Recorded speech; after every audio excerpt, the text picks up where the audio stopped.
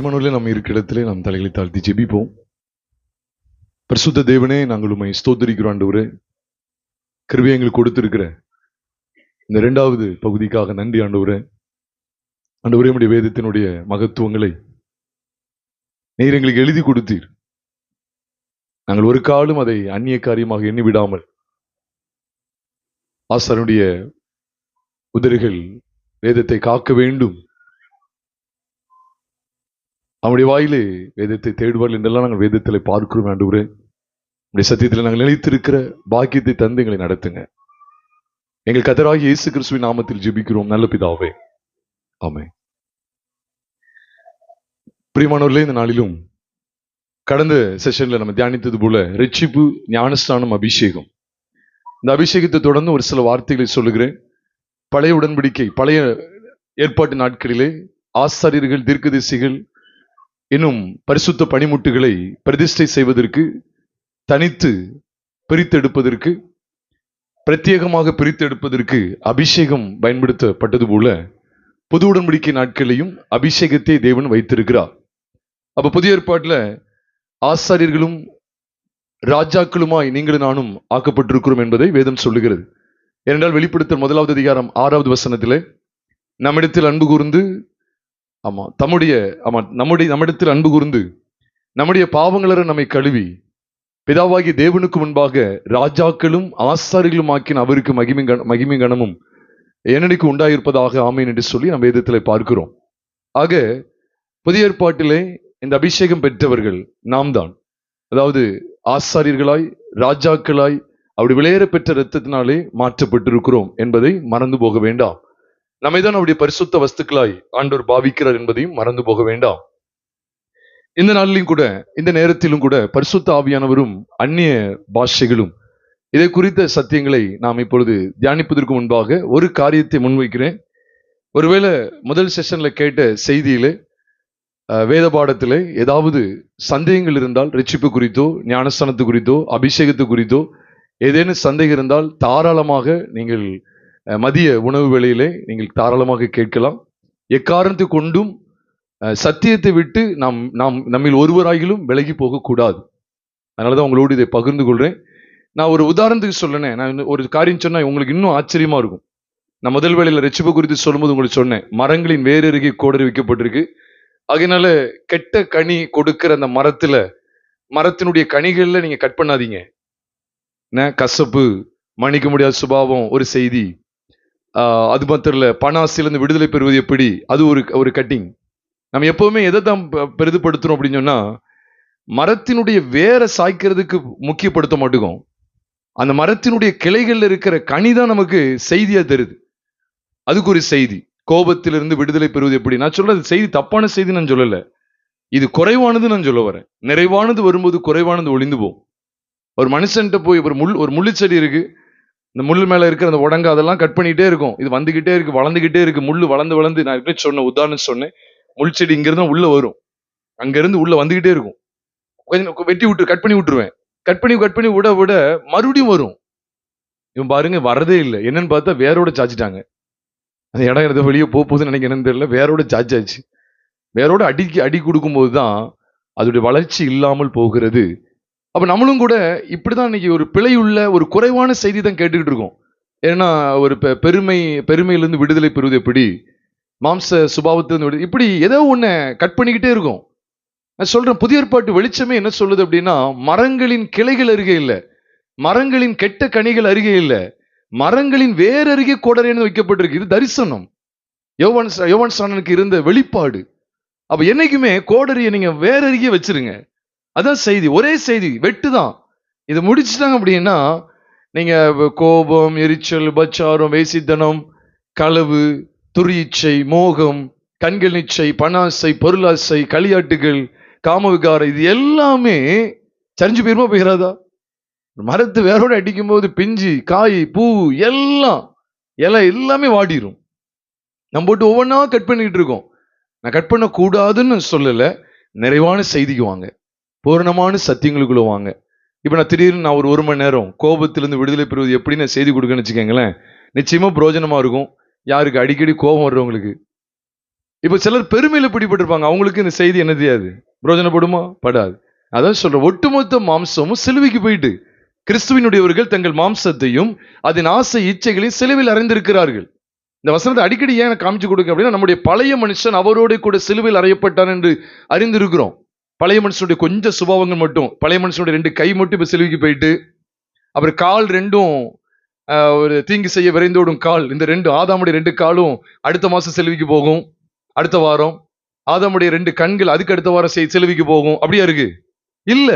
நம்முடைய பழைய மனுஷங்க அழகா இருக்கு. நாம் இனி பாவத்துக்கு ஊழியம் செய்யாதபடிக்கு பாவ சரீரம் ஒளிந்து போகும் பொருட்டாக, அவ்வளவுதான். அப்படின்னா என்ன அர்த்தம்? பாவ சரீரத்தினுடைய ஒட்டுமொத்த அவயவங்களும், அது கண்ணு வாய் மட்டும் கிடையாது. பாவ சரீரம் ஒளிந்து போக மட்டும் என்ன அர்த்தம்? இப்ப நான் சரீரம்னு சொன்னா எல்லா அவயத்தையும் சேர்த்தானே சொல்றேன். அப்ப அந்த பாவ சரீரம் ஒளிந்து போகும் பொருட்டாக நம்முடைய பழைய மனுஷன் அவரோட கூட சிலுவையில் அறையப்பட்டது என்று அறிந்திருக்கிறோம். அந்த பழைய மனுஷனுடைய சுபாவங்களை 1, 2 நீங்க கட் பண்ணிட்டே இருக்கீங்க. ப்ரூனிங் தான் நடந்துட்டு இருக்கு. Pruning work. இங்க ஒரு எனக்கு ஒரு கோவம் வந்துட்டு, கட் பண்ணுங்க. இந்த வார செய்தி கேட்டேன், உன்னை கோபத்தை கட் பண்றேன். மரம் கெட்ட மரம்.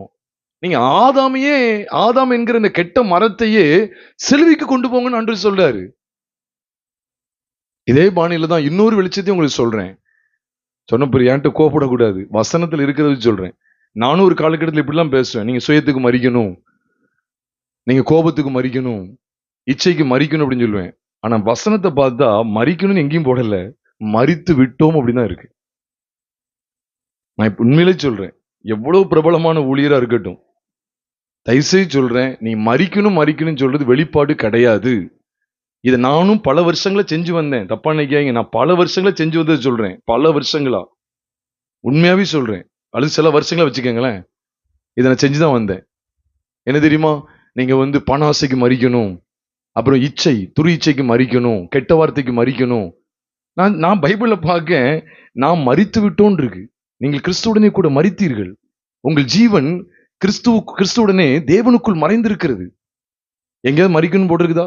சொல்லுங்க பார்ப்போம். எங்கேயாவது நீங்க மறிக்கணும்னு பேசுனா கிறிஸ்துவ நீங்க மறிக்க பண்ண போறீங்கன்னு அர்த்தம். கிறிஸ்துவுடைய மரணத்துல என்னுடைய ஒட்டுமொத்த கெட்ட நடக்கைகளும் மரணத்தை சந்தித்து விட்டது. நான் விசுவாசிக்கணும். இதன் தப்பா புரிஞ்சுக்கிட கூடாது. இப்ப இதை கூட நான் என்ன சொல்றேன், குறைவானதுன்னு சொல்றேன். இப்ப நான் அதான் நீங்க தெளிவா கவனிங்க. பணாசைக்கு மறிங்கன்னு சொல்றது உபதேசமே கிடையாது. எங்க உபதேசம் இருக்கு? நான் பணாசைக்கு மறித்து விட்டேங்கிற சத்தியத்தை நான் ஏற்றுக்கொள்ளணும். பணாசை, பொருளாசை, கெட்ட வார்த்தை, கோபம், எரிச்சல், இது போன்ற எல்லா மாம்சீக குணங்களுக்கும் உலகத்தின் ஆசாபாசங்களுக்கும் நான் மறித்து விட்டேன். எங்கேயாவது பவுல் நாம் மறிப்போம் அப்படின்னு தான் சொல்லியிருக்காரா? இல்ல. நமக்கு அவருடைய மரணத்தின் சாயலில் இணைக்கப்பட்டோமானால் தான் பேசுறாரு. அப்படி உயிர்த்தலின் சாயல் இணைக்கப்பட்டிருப்போம், இணைக்கப்பட்டிருப்போம். சாயல் ஏற்கனவே வந்துடுச்சு, அவர் மரித்தாயிடுச்சு. ஒட்டுமொத்த பாவங்களுக்கா மறிச்சாரா இல்லையா? அல்லது இன்னும் ஏதாவது சில பாவத்தை விட்டுட்டாருன்னா சொல்லுங்க, அடுத்து நம்ம மறிக்கணும் அப்படின்னு பேசலாம். we have to die அப்படின்னு சொல்லி பேசலாம். நான் என்ன செய்ய வேண்டியது இருக்கு தெரியுமா? அதையும் கடந்து, அந்த சத்தியத்தையும் கடந்து நான் எங்க போக வேண்டியது இருக்குன்னா, கிறிஸ்துவுடனே கூட சிலுவையில் அறையப்பட்டேன். எவ்வளவு அழகா இருக்கு பார்த்தீங்களா? பவுல் சொல்றாரு, கிறிஸ்துவுடனே கூட நான் சிலுவையில் அறையப்பட போகிறேன். கலத்தி சபையை சிலுவையில் அறையப்பட ஒப்பு கொடுங்க.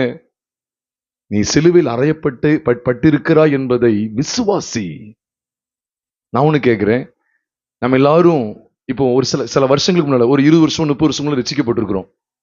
நம்ம ரட்சிக்கப்பட்டது எப்ப தீர்மானிக்கப்பட்டது? நம்முடைய ஒட்டுமொத்த பாவங்களும் நம்ம என்னைக்கு ரட்சிக்கப்பட்டோமோ அன்னைக்கு தான் ஆண்டவராக இயேசு கிறிஸ்துவால் சுமந்து தீர்க்கப்பட்டதா? இல்லை ஏற்கனவே தீர்க்கப்பட்டுட்டா? முன்னமே தீர்க்கப்பட்டது. அப்ப நான் ஆண்டவரே என்னுடைய பாவங்கள் எல்லாம் சுமந்து தீருன்னு சொல்லி நான் ரட்சிக்கப்படும் போது கேட்க வேண்டிய அவசியம் உண்டா? இல்ல. நான் என்ன செய்ய வேண்டியது தெரியுமா? என்னுடைய ஒட்டுமொத்த பாவங்களையும் அவர் சிலுவையில் சுமந்து தீர்த்ததை அப்படியே நான் ஏற்றுக்கொள்ள வேண்டியது இருக்கு. அவ்வளவுதான். அதனால நானும் ஒரு நேரத்தில் இப்படிலாம் செஞ்சு வந்தேன். நீங்க அதுக்கு மறிக்கணும், இதுக்கு மறிக்கணும். இல்ல, உண்மையில தான் நான் மறித்து விட்டேங்கிறது அப்படியே விசுவாசி. ஆமாண்டவரே, நான் பணாசைக்கு மறித்து விட்டேன் உங்களுடைய மரணத்தோடு கூட. அதான் அவருடைய மரணத்திற்குள்ளாக்கும் மரணத்தினாலே. பவுல் அதான் சொல்றாரு, அவருடைய மரணத்துக்குள்ளாகும் மரணத்தினாலே. அந்த இடத்துக்கு நம்ம எல்லாரும் வந்துடணும் பிரியமானவர்களே. அப்படின்னா நம்ம இப்படி கூட சொல்ல மாட்டோம், நீ கோபத்துக்கு மறிக்கணும்னு சொல்ல மாட்டோம். ஏன்னா கோபத்துக்கு நான் உண்மையிலேயே கிறிஸ்துவோடு கூட மறித்து விட்டேன். அந்த சத்தியத்தை நான் விசுவாசிக்கணும், அதுதான் முக்கியம். கர்த்தருக்கு நான் மகிமை செலுத்துகிறேன். இந்த நாளிலும் கூட, இந்த நேரத்துல பரிசுத்தாவியானவரை பெற்றுக்கொள்ற அனுபவம் என்ன? பரிசுத்தாவியானவர் திருத்துவத்துல 3வது நபராய் அறியப்பட்டிருக்கிறார். இப்ப திருத்துவத்தை நம்ம எடுக்க போகல. ஆனா பரிசுத்தாவியானவர் குறித்து பல குழப்பங்கள் இருக்கனால அந்த குறித்த தெளிவுகளை உங்களோடு கூட சத்தியத்தின் அடிப்படையில் பகிர்ந்து கொள்ள இருக்கிறேன். அப்போஸ்தலர் 2வது அதிகாரம் எல்லாருக்குமே தெரியும். அதாவது அவர்கள் பரிசுத்தாவியினால் அவர்கள் என்ன செய்யப்படுகிறார்கள்? ஞானஸ்நானம் பண்ணப்படுகிறார்கள். நம்ம எல்லாருக்குமே தெரியும். அப்போஸ்தலர் 2வது அதிகாரத்துல சொல்லப்பட்டிருக்கு. நான் இதுக்குள்ள போறதுக்கு முன்னால இந்த அக்கினி ஞானஸ்தானம், பரிசுத்தாவி ஞானஸ்தானம், 2 ஞானஸ்தானத்தை பத்தி போட்டிருக்குது. அது என்னங்கிறத முதல்ல சொல்லியிருந்தேன். ஏன்னா மத்திய எழுதின சுவிசேஷம் 3வது அதிகாரம் 12ஆம் வசனத்தை நாம் பார்க்கும்போது வாசிங்களேன். 11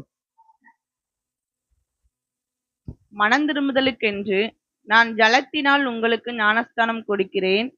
எனக்கு பின் வருகிறவரோ என்னிலும் வல்லவராயிருக்கிறார். அவருடைய பாதரட்சைகளை சுமக்கிறதற்கு நான் பாத்திரன் அல்ல.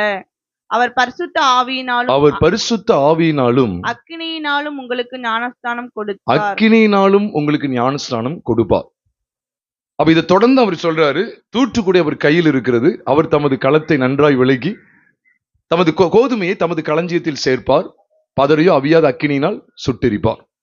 கோதுமையை களஞ்சியத்தில் சேர்க்கிறார், பதரை அவியாத அக்கினினால் சுட்டெரிப்பார்.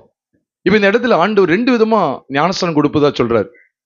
யோவான் அவரை குறித்து சாட்சி கொடுக்கும் போது இவர் எப்படிலாம் ஞானஸ்தானம் கொடுப்பாராம் சொல்லுங்க? பரிசுத்தாவினாலும் அக்கினினாலும் ஞானஸ்தானம் கொடுப்பாருன்னு சொல்றாரு. இது எந்த சமயம் யார்கிட்ட பேசிட்டு இருக்கிறாங்க அப்படின்னு கவனிச்சீங்கன்னா, இங்க பரிசேயர் சதுசேயர் இவங்க எல்லாம் அவர்கிட்ட வர்றாங்க.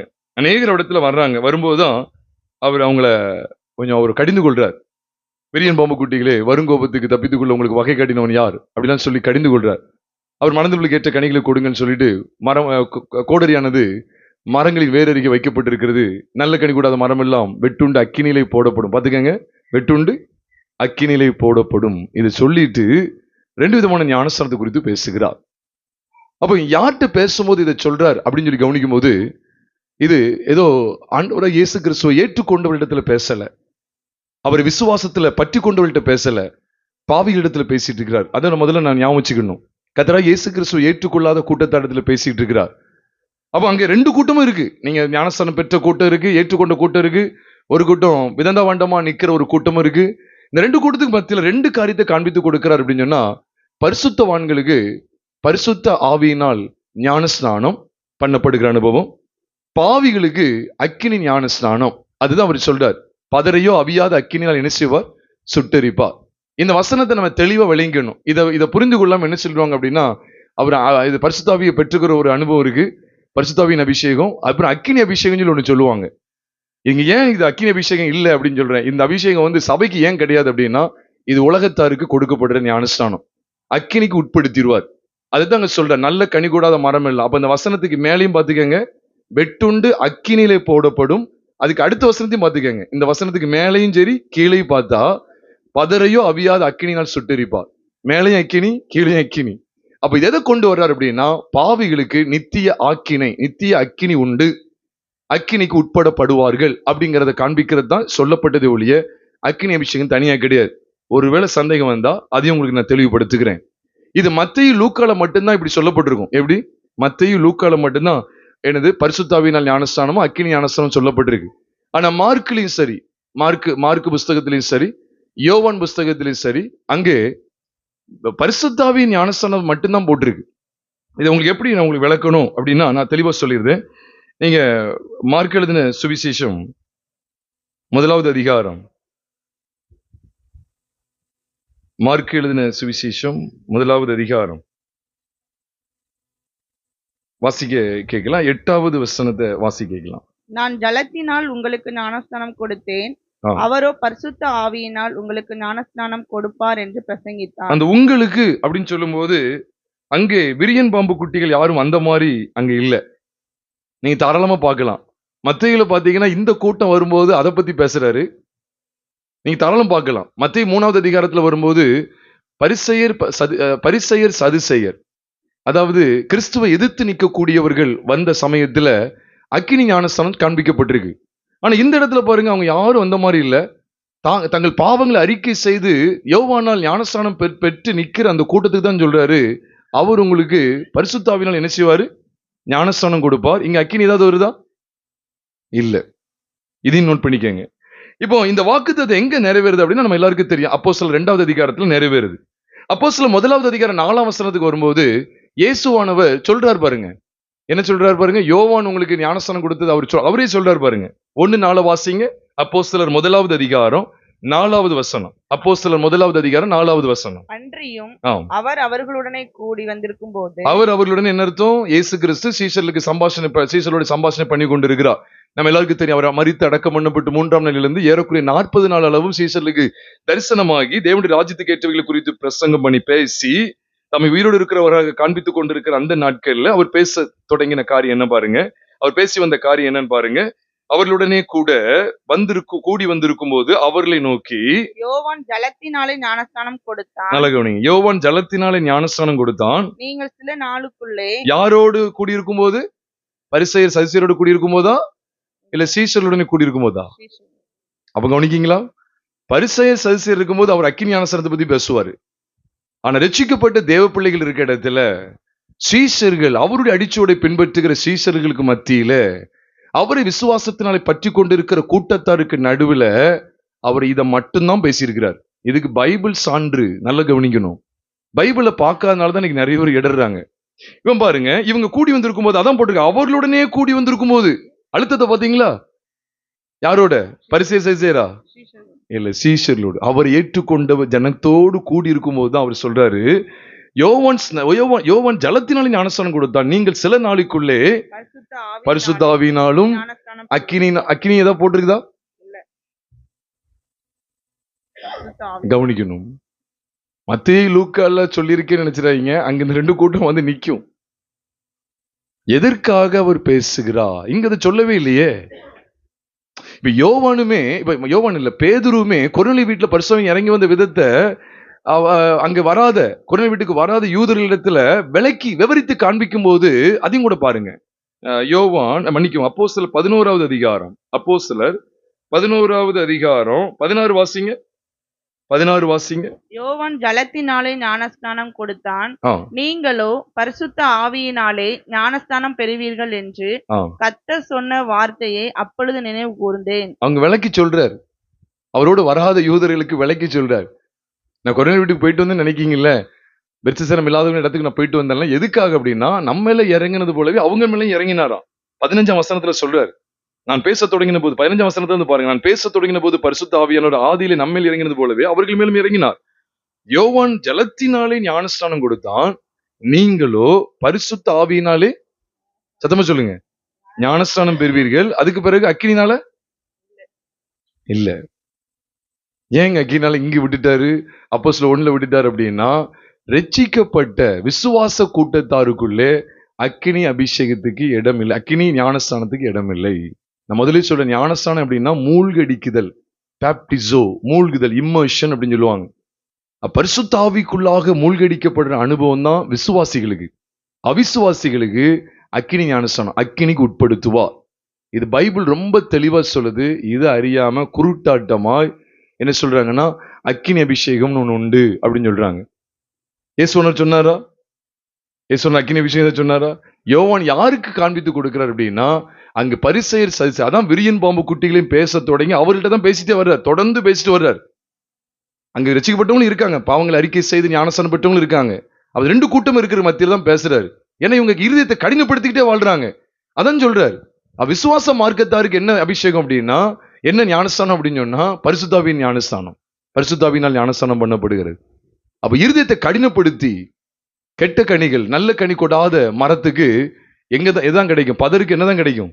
அக்கினி ஞானஸ்தானம் அப்படிங்கிறத மறந்து விட வேண்டாம். தனித்து அக்கினி ஞானஸ்தானம் சொல்லி வேற எதுவும் கிடையாது. இதை குழப்பறத என்ன பண்ணுவாங்க அப்படின்னா, அப்போஸ்தலர் 2வது அதிகாரம் 2ஆம் வசனம் 3ஆம் வசனத்துல அங்கு வானத்திலிருந்து சடிதிய ஒரு சத்தம் உண்டாகி, ஒரு முழக்கம் உண்டாகி, அக்கினி நாவுகள் பிரிந்திருக்கிறது போல அப்படின்னு சொல்லி சொல்லுவாங்க பாத்தீங்களா? இத ஒரு முன் உதாரணமா கொண்டு வந்துருவாங்க. அப்ப ஆவியானவர் இறங்கும் போது அக்கினி வந்துதான் வரலையா அப்படின்னு கேட்பாங்க. அதை உன்னிப்பா கவனிச்சு பார்த்தாங்களான்னு தெரியல, அக்கினி வரவே இல்லை. எங்க போட்டிருக்கு வாசிங்க பார்ப்போம். அப்போஸ்தலர் 2வது அதிகாரம் 3ஆம் வசனத்தை பார்க்கும்போது, அல்லாமலும் அக்கினி மயமான நாவுகள் போல நாவு. அக்கினி மயமான நாவுகள் போல. அந்த ஒரு வாட்டர் பாட்டில் நான் பார்க்கணும், பச்சை கலர் வாட்டர் பாட்டில் அங்க இருக்கு சைட்ல, 7 பாட்டில் ஏதோ கிடக்கு. அது வாழை இலையை போல எனக்கு தெரிகிறது. அது வாழை இலை கிடையாது, அது பச்சையை பார்த்தா வாழை இலை தானா? இந்த இருக்கு வாட்டர் பாட்டில் கிடக்கு. யோசிக்க நம்ம அதெல்லாம் பார்க்க வேண்டியது இருக்கு. அக்கினி இறங்கி வந்த மாதிரி இங்க எங்க போட்டிருக்கு பாருங்க. அக்கினி வந்த மாதிரி எங்க போட்டிருக்கு? அக்கினி அவங்க மேல இறங்கின மாதிரி இங்க போட்டிருக்குதா? இல்ல. அக்கினி மயமான நாவுகள், நாவுகள் போல பாருங்க. அக்கினி மயமான, அந்த அக்கினி மாதிரியே தெரியுது, ஆனா அது என்ன இல்ல, அக்கினின்னு போட்டிருக்க. நீங்க பாத்துக்கங்க, நம்ம பைபிள்ல, என் பைபிள் இப்படிதான் இருக்கு. அக்கினி மயமான நாவுகள் போல பிரிந்திருக்கும் நாவுகள் அவர்களுக்கு காணப்பட்டு ஒரு விதமான அந்த அக்கினி தோற்றம் பாத்தீங்களா, கதகதன்னு எரியுற மாதிரி, அந்த மாதிரி ஒரு அந்த மாதிரி ஒரு தோற்றம் உங்களுக்கு தெரிஞ்சிருக்கு, அவ்வளவுதான். நாவுகள் பிரிந்திருக்கும் நாவுகள் அவர்களுக்கு காணப்பட்டு தான் பாக்குறோம். அந்த மாதிரி தான் காணப்பட்டு அவர் இறங்கி இருக்கிறவங்க மேல இறங்கி இருக்கிறாரு. அக்கினி மயமான நாவுகள் போல, நாவுகள் போல பிரிந்திருக்கும், நாவுகள் போல பிரிந்திருக்கும் நாவுகள். ஏங்க நாவுன்னு வருது அப்படின்னு தெரிஞ்சா, ஏன்னா அந்த நாட்கள்ல பல தேசத்திலிருந்து அங்க எருசலேமில் ஜனங்கள் கூடி வந்திருக்கிறாங்க. அவர்களுக்கு என்ன புரிய வைக்கணும்? அன்னைக்கு இந்த புதிய ஏற்பாடு கிடையாது. நல்ல கவனிங்க, நீங்க புதிய ஏற்பாடு வாசிக்கும் போது கவனிக்கணும். இந்த புதிய ஏற்பாடு சத்தியங்கள் வரும்போது புதிய ஏற்பாடு ஜனங்களுக்கு கிடையாது, நமக்கு தான் இப்போ இந்த காலத்துல கொடுக்கப்பட்டிருக்கு. முதல் நூற்றாண்டுல புதிய ஏற்பாடு இருந்துச்சா? அந்த சுவிசேஷ புஸ்தகங்கள் இருந்திருக்காது. மல்கியா வரைக்கும் வேணா ஒரு சிலர்ட்ட இருந்திருக்கும். மல்கியாக்கு அப்புறம் எதுவுமே என்ன செய்யல, இல்ல. முதல் நூற்றாண்டுல தான் அவங்க எழுதி ஆரம்பிக்காங்க. அதுவும் கொஞ்சம் கொஞ்சம் தான் யாருக்கா கிடைச்சிருக்கும், நமக்கு தான் கோர்வையா கிடைச்சிருக்கு. அப்ப அந்த காலத்துல மொழி பிரச்சனை வேற. அந்த காலத்துல மொழி பிரச்சனை. ரோம பேரரசுல முழுக்க கிரேக்க லாங்குவேஜ் தான் இருந்துச்சு. கிட்டத்தட்ட மொழி கிரேக்கத்தை தான் மெயினா வச்சிருவாங்க. இன்னைக்கு இங்கிலீஷ் எப்படி இன்டர்நேஷனல் லாங்குவேஜா இருக்கோ, அதே போல கிரேக்கம் தான். ரோம சாம்ராஜ்யம் சொன்னாலே கிரேக்க மொழி தான் ரொம்ப அழுத்தமா இருக்கும். இதுக்குள்ள எபிரேய மொழி, அராமிக் அப்படிங்கறதெல்லாம் பேசக்கூடிய யூதர்கள் அன்னைக்கு வாழ்ந்து வந்தாங்க. அப்ப அந்த காலத்துல மொழி பிரச்சனை, எழுத்து வடிவிலே கிடையாது. ஏன், நம்ம இந்தியாவிலேயே 200-300 வருஷத்துக்கு முன்னால எழுதப்படி யாருக்கு தெரியும்? எங்கேயோ ஒருத்தர் 2 பேர் தான் என்னது, சில புலவர்களுக்கு தான் கற்றிருந்திருப்பாங்க. எல்லாருக்கும், எல்லா ஜனங்களுக்கும் தெரியுமா? ஒரு 300 வருஷத்துக்கு முன்னால நமக்கு இங்க யாருக்குமே தெரியாது. தமிழ் நல்லா பேசுவாங்க, ஆனா தமிழ் என்ன செய்யாது, எழுத படிக்க தெரியாது. தமிழ் தாய்மொழினால என்ன எல்லாம் நினைச்சுவாங்க, தமிழ் நல்லா நினைச்சுவாங்க, பேசுவாங்க. எழுத படிக்க தெரியுமா? தெரியாது. அப்ப எழுத படிக்கிறது தெரியாது, அவங்களால வாசித்து அறிய முடியாது. அதனாலதான் அன்றைக்கு ஆவியானவர் பற்பல பாஷைகள் மூலமா ஆண்டவர் தமது செய்தியை, தமது வார்த்தையை, தம்மை அறிகிற அறிவை ஜனங்களுக்குள்ளே கடத்தினார். இந்த மொழியின் மூலமா, இந்த பற்பல பாஷைகள் மூலமா. அதனாலதான் நம்ம இந்த சத்தியத்தை தெளிவை நம்ம அறியணும். அப்ப இந்த அபிஷேகத்தை குறித்து நல்லா கவனிங்க. இந்த ஞானஸ்தானத்தை குறித்து தெளிவு வேணும். பரிசுத்தாவின் ஞானஸ்தானம், அக்கினி ஞானஸ்தானங்கிறதுலாம் அங்க வரக்கூடாது. அப்படின்னா அப்ப ஏன் அப்போஸ்தலர் 1:4 ஏன் இயேசுவானவர் இதை சொல்லல? யோவான் உங்களுக்கு ஜலத்தினால் ஞானஸ்தானம் கொடுத்தான், இன்னும் சில நாள்ல நீங்க என்ன செய்வீங்க, பரிசுத்தாவினால் ஞானஸ்தானம் பண்ணப்படுவீங்கன்னு சொல்லி சொன்னாரு. அக்கினினால் ஞானஸ்தானம் பண்ணுவீங்க ஏன் சொல்லல? பேதுரு அதை சொல்லும் போது கர்த்தர் சொன்ன வார்த்தையை நினைவு கூர்ந்து போட்டிருக்க, அங்கேயும் அக்கினி வரல. அப்ப ஏன் அங்க அக்கினி வருதுன்னா, அங்க இன்னும் அங்க பதற அக்கினிக்கு உட்படுத்துவாருங்கிறது வருது. நல்ல கனி கூடாத மரம் எல்லாம் அக்கினிக்கு உட்படும் அப்படிங்கிறதும் வருது. அப்ப அக்கினி ஞானஸ்தானம் என்பது அக்கினிக்கு மூழ்க பண்ணுவார், அக்கினிக்குள்ள அவ்வளத்தையும் மூழ்க பண்ணுவார். பதரையும் நல்ல கனி கூடாத மரம் எல்லாத்தையும் அக்கினிக்குள்ளே மூழ்கடிப்பார். அதுதான் இந்த சத்தியமே ஒழிய எங்களான அக்கினி அபிஷேகம் நினைச்சிடாதீங்க, அதுக்கு எவிடன்ஸே கிடையாது. ஆவியில் அனலா இருக்கணும், அது வசனம். ஆனா என்ன செய்யக்கூடாது, அக்கினி அபிஷேகம் சொல்லி அக்கினி ஞானஸ்தானம் சொல்லி தனிப்பட்ட எந்த அனுபவத்தையும் யாரும் பெற்றுக்கொண்டதா எந்த சான்றும் கிடையாது. வேதத்தில் இல்லாத இடத்துக்கு போகக்கூடாது. We are not supposed to go beyond the written word of God. We must not exceed. We must not exceed தான் சொல்லணும். We must not exceed the written word of God. எழுதப்பட்ட தேவ வார்த்தையை தாண்டி போகக்கூடாது. கர்த்தருடைய பரிசுத்த நாமம் மகிமைப்படுவதாக. சரி, பாஷைக்குள்ள போறதுக்கு முன்பாக பரிசுத்த ஆவியானவரை பெற்றுக்கொள்ற அனுபவம் காத்திருந்து பெறணுமா? ஒரு பெரிய கேள்வி. இப்ப ஒரு குழப்பம் இருக்கு தெரியுமா? 2 கூட்டத்தார் இருக்காங்க இப்படி. ஏன்னா ஒரு கூட்டத்தை என்ன சொல்றாங்கன்னா, நம்ம ரட்சிக்கப்படும் போதே பரிசுத்தாவி நமக்குள்ள வந்துருதான்னு சொல்றாங்க ஒரு சாரார்.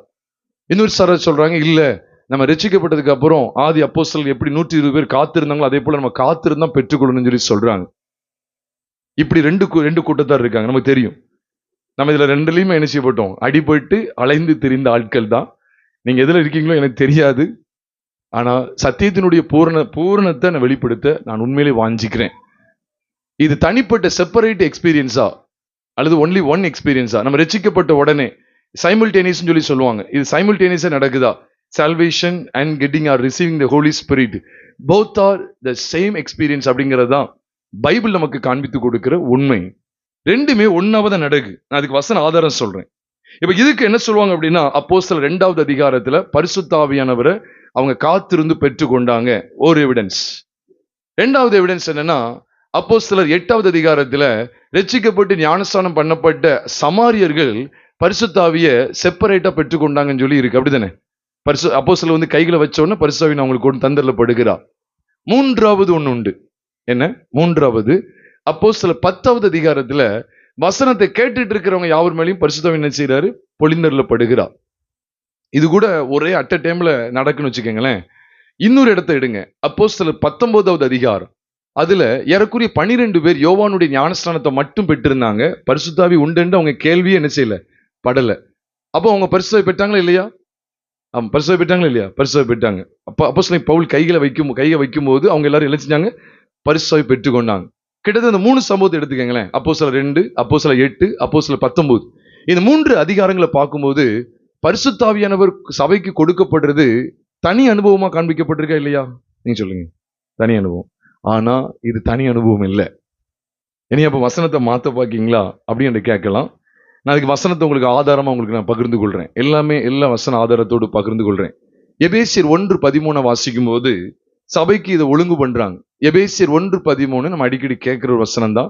எபேசியர் 1:13 சொல்லுகிறது, நீங்களும் உங்கள் ரட்சிப்பின் சுவிசேஷமாகிய சத்திய வசனத்தை கேட்டு விசுவாசிகள் ஆனபோது வாக்குத்தத்தம் பண்ணப்பட்ட பரிசுத்த ஆவியால் அவருக்குள் என்ன போடப்பட்டீர்கள்? சத்தமா சொல்லுங்க. அப்ப என்னைக்கு ஒரு மனிதன் ஒரு மனுஷி ரட்சிப்பின் சத்திய வசனத்தை கேட்டு அதான் விசுவாசித்து வந்து விசுவாசிகள் ஆகிறோமோ அப்பொழுதே பைபிள் சொல்லுது, விசுவாசிகள் ஆகும்போது வாக்குத்தத்தம் பண்ணப்பட்ட பரிசுத்த ஆவியால் அவருக்குள் முத்திரை போடப்பட்டீர்கள். முத்திரை அப்படின்னு சொன்னாலே நல்ல ஞாபகம், உறுதித்தன்மை. அசைக்கவே முடியாது, யாரும் உள்ள நுழைய முடியாது. பாதுகாப்பை விட இது பெருசு என்ன தெரியுமா? அதிகாரம். சாட்சி, அதிகாரம். உள்ள யாரும் நுழைய முடியாது. பரிசுத்த ஆவியால முத்திரை போடப்பட்டாச்சுன்னா ஜீல், அதாவது சீல் வச்சாச்சு. சீல வச்சாச்சு. மெழுகு வச்சு வைப்பாங்க, சில மைய வச்சு வைப்பாங்க. வச்சாங்கன்னா உறுதியான அச்சாரம். அதை யாரும் மாத்தக்கூடாது. Complete protection. அவரால் ஆட்கொள்ளப்படுற ஒரு அனுபவம். இதை பைபிள் என்ன சொல்றதுன்னா ரட்சிப்பின் அனுபவத்தோடு இணைந்துதான் சொல்லியிருக்கிறார். முதல்ல இயேசுல ஒருவர், அதுக்கப்புறம் பிதா, அப்புறம் பரிசுத்த ஒருவர். இல்ல, என் கற்பனையில கை கூட நாங்கள் வந்து அவனிடத்தில் வாசம் பண்ணணும்னு சொல்லியாச்சு. அப்புறம் ஒருத்தர் வர்றது, ஒருத்தர் முதல்ல வருவார், அதுக்கப்புறம் இன்னொருத்தருக்காக மறுபடியும் காத்திருக்கணும். அப்ப இந்த அனுபவங்கள் என்ன பொய்த்து போயிருமா? அப்போஸ்தலர் 2 அவங்க காத்திருந்தாங்களே அப்படின்னு சொல்லும் போது நல்ல கவனிங்க. ஆதி நாட்கள்ல பரிசுத்த ஆவியானவர் வெளிப்பட்ட விதம் எப்படி இருந்தது அப்படின்னு சொன்னா, அப்பப்ப வருவார் பெயர்வார். டெம்பரல், அதாவது நல்ல கவனிங்க, டெம்பரல் டுவெல்லிங், டெம்பரல் ரெசிடென்ஸ் அப்படின்னு தான் சொல்லணும். தற்காலிக குடியிருப்பாக தான் அவர் வருவார் போவார் அப்படிங்கிறது தான் பழைய ஏற்பாட்டில பரிசுத்த ஆவியானவருடைய செயலாற்றத்தை குறித்து நீங்கள் நானும் பார்க்க முடியும்.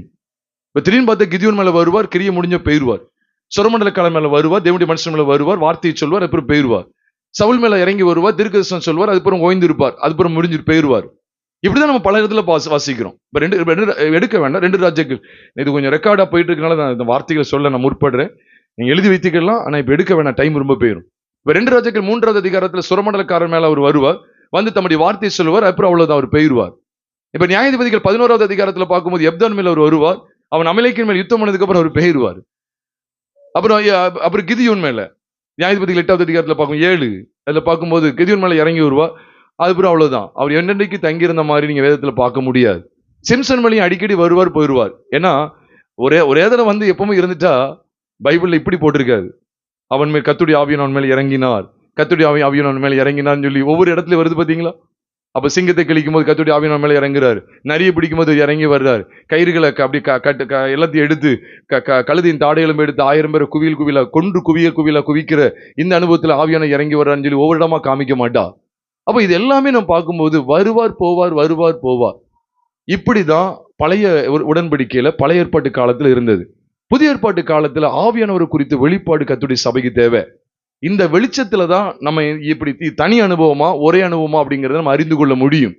அப்ப யோவான் 14வது அதிகாரம், யோவான் சுவிசேஷம் 14வது அதிகாரம் 16வது வசனத்தை நம்ம வாசிக்கும் போது யோவான் 14:16 சொல்லுகிறது, நான் பிதாவை வேண்டிக் கொள்ளுவேன், அப்பொழுது உங்களுடனே கூட என்றென்றைக்கும் உங்களுடனே கூட இருக்கும்படியாக சத்திய ஆவியாகிய வேறொரு தேற்றரவாளனை அவர் உங்களுக்கு என்ன அருளுவார்?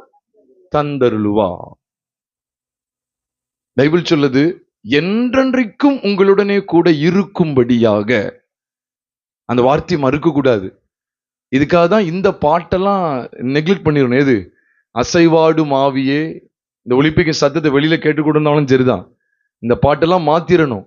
சும்மா படிக்க நல்லா இருக்குன்னு சொல்லி பாடிட்டு இருக்க கூடாது. என்ன பாட்டு? இந்த பாட்டு பாடுறாங்க பாருங்க, சபைக்குள்ள. அசைவாடும் ஆவியே, தூய்மையின் ஆவியே, இந்த இடம் அசைய உள்ளம் நிரம்ப இறங்கி. எங்கிருந்து இறங்கி வரணும் சொல்லுங்க? இறங்கி வாருமே இருக்கு. இங்க இருந்து வரணுமா? எனக்குள்ள இருந்து வெளியே வந்து வரப்போ சொல்றீங்களா, அல்லது வானத்திலிருந்து மறுபடியும் இறக்க பண்றீங்களா? அப்படின்னா இந்த சத்தியத்தை நான் விசுவாசிகள் அர்த்தம். அவர் தெளிவா சொல்லிட்டார், நான் பிதாவை வேண்டிக் கொள்வேன், அப்பொழுது பாருங்க அழகா போட்டிருக்கு, என்றென்றைக்கும் உங்களுடனே கூட இருக்கும்படிக்கு. என்றென்றைக்கும் அந்த வார்த்தையின் அழுத்தமா பார்க்கணும். என்றென்றைக்கும் உங்களுடனே இருக்கும்படிக்கு சத்திய ஆவியாகிய வேறொரு தேற்றரவாளனை அவர் உங்களுக்கு தந்துள்ளார். அப்ப என்றென்றைக்கு அவர் எனக்குள்ள இருக்கிறாரு. இந்த வெளிச்சத்தை நான் அறியல அப்படின்னா, இப்ப வாரம் இந்த பாட்டு பாட நல்லா இருக்கு, இந்த இடம் அசைய உள்ளம் நிரம்ப இறங்கி வாருமே. அப்புறம் இன்னொரு பாட்டு வர பாடுறாங்க, வாரும் தூய. எல்லா ஆராதனையும் முடிஞ்சிட்டு பாருங்க, நல்ல ஒர்ஷிப் பண்ணி முடிச்சிட்டு, யாருக்கு துதி சோத்திரம் பண்ணாங்களோ தெரியாது, பண்ணி முடிச்சிட்டு நான் அந்த மீட்டிங்ல அப்படி நான் இருந்தேன். நான் செய்தியாளர். நிறைய வாலிபலிங்க வந்திருக்காங்க. வாலிபலிங்க நல்லா அப்படியே பாடல் பாடி ஒர்ஷிப் பண்ண வச்சுட்டு முடிக்கிற சமயத்துல அந்த ஊழியர் பின்னால்தான் உட்காந்து ஸ்டேஜ்ல சொல்றாங்க, வாரும் தூய ஆவியே. பாருங்க, பிரசன்னத்தை வாஞ்சிக்கிறோம், இப்பொழுதே வந்து இப்படிலாம் பாடுறாங்க. அப்ப இதுக்கு முன்னால நீங்க நிரம்பினதெல்லாம், உங்களை நல்லா இந்த கர்த்தரை ஸ்தோத்திரிக்க வச்சதெல்லாம் யாரு? அசுத்தாவியானவரா? என்ன ஒரு இது இல்ல பாருங்க. அப்ப ஆவியானவர் பாருங்க, நல்லா ஞாபகம், என்றென்றைக்கும் எனக்குள்ள இருக்கிறார். நல்லா ஞாபகம் வச்சுக்கணும். நீங்கள் முத்திரையாக பெற்ற, மீட்கப்படும் நாளுக்கென்று முத்திரையாக பெற்ற தேவனுடைய பரிசுத்த ஆவியானவரை துக்கப்படுத்தாதீர்கள் என்று எபேசியர் 4:30 நினைக்கிறேன், 30-31. எபேசியர் 4வது அதிகாரம் 30. அன்று நீங்கள் மீட்கப்படும் நாளுக்கென்று முத்திரையாக பெற்ற பரிசுத்த ஆவியை, தேவனுடைய பரிசுத்த ஆவியை என்ன செய்யாதீங்க? துக்கப்படுத்தாதிருங்கள் அப்படின்னு சொல்லப்பட்டிருக்கு. துக்கப்படுத்திடக்கூடாது. அப்ப பரிசுத்தம் என்றென்றைக்கு எனக்குள்ள இருக்கிறா. அந்த வெளிச்சத்துக்குள்ள நான் வரணும். இந்த வசனத்தை விசுவாசிக்கணும். அவர் என்றென்றைக்கு எனக்குள்ள இருக்கிறா. அப்ப பிதாவின் வாக்குத்தத்தம் என்ன? அவர் என்றென்றைக்கு எனக்கு கொடுக்கப்பட்டிருக்க. தற்காலிகமா மாத்தக்கூடாது. தற்காலிகமா அப்ப நான் கேட்கிறேன்னா, வாரம் படிக்கணும்னு வச்சுக்கோங்களேன். ஞாயிற்றுக்கிழமை பாடுறோம், வாரம் தூயம் வந்துட்டாரு. அப்ப அடுத்த ஞாயிற்றுக்கிழமை படிக்கும் போது, அப்ப இடையில திங்கள்ல இருந்து சனிக்கிழமை எப்போ வெளியே போனாரு? நம்ம படிச்சு பழகிட்டோம். நம்ம அதை தள்ளிட வேண்டிதான். இது நூதனமான உபதேசம். இந்த பாட்டே வேண்டாம், எங்களுக்கு பாட்டே வேண்டாம். அதுலதான் ஃபாதர்கிட்ட சொன்னாங்களாம், பெர்க்மான்ஸ் இருக்காரு, ஃபாதர் மான்ஸ், என்ன பெர்க்மான்ஸ், அவங்ககிட்ட போய் சொன்னாங்களாம், மூத்த ஊழியர்கள் போய் சொல்லியிருக்காங்க. என்ன சொல்லியிருக்காங்கன்னா, இது இவர் பாட்டு படிக்காங்க, ஆவியானவரே இப்போ எங்க உள்ள வாங்க அப்படின்னு சொல்லி பாட்டு எழுதிட்டாங்க. அப்போ மூத்த ஊழியக்காரங்க போய் சொன்னதான் மாத்திட்டாரு.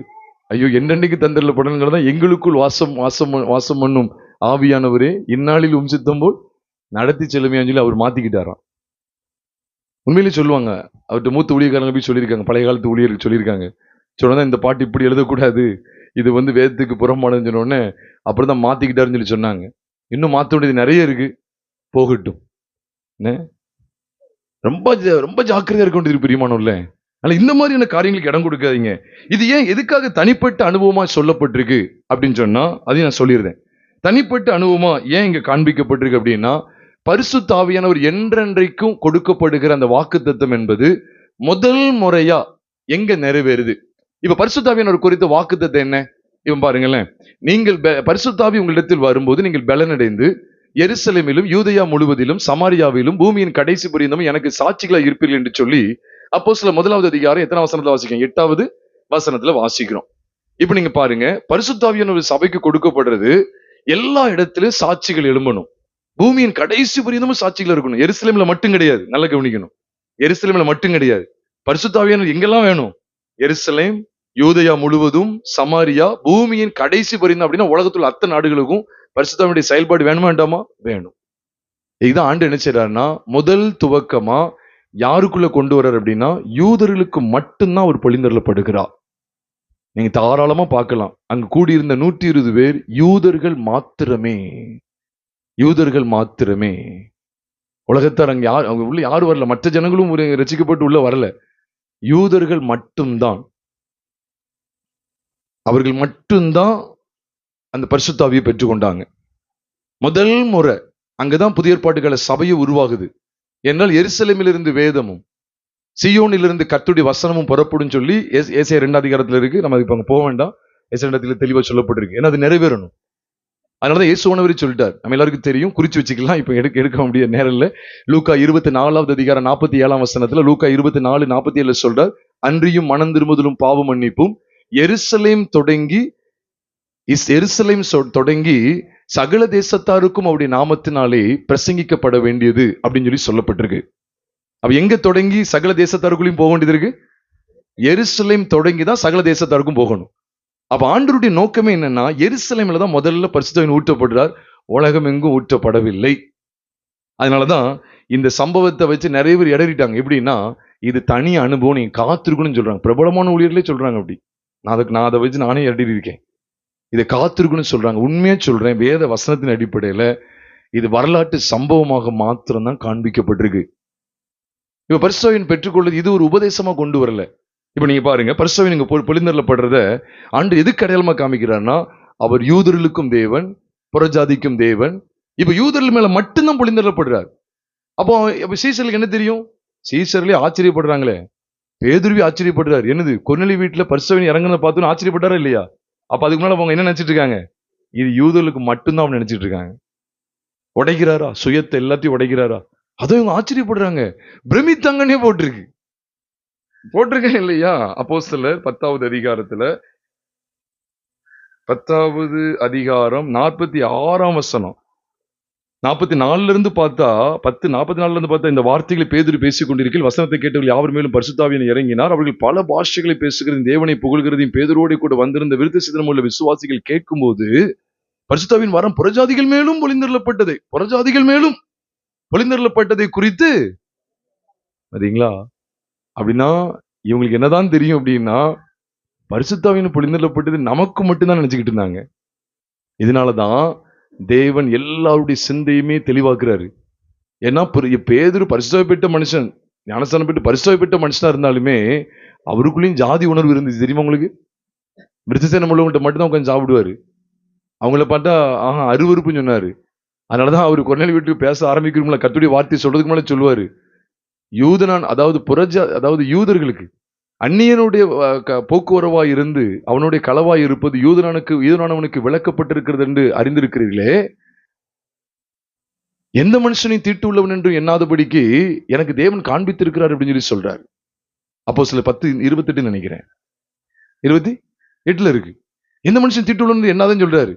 அப்ப எனக்கு காண்பித்திருக்காரு. எப்படி காண்பிச்சாரு? 10வது அதிகாரம் நமக்கு தெரியும். 10வது அதிகாரம் 10ஆம் வசனம் 11ஆம் வசனத்துல பார்க்கும்போது, மேல் வீட்டு அறையில கூடுகள் இப்படி இறங்குது.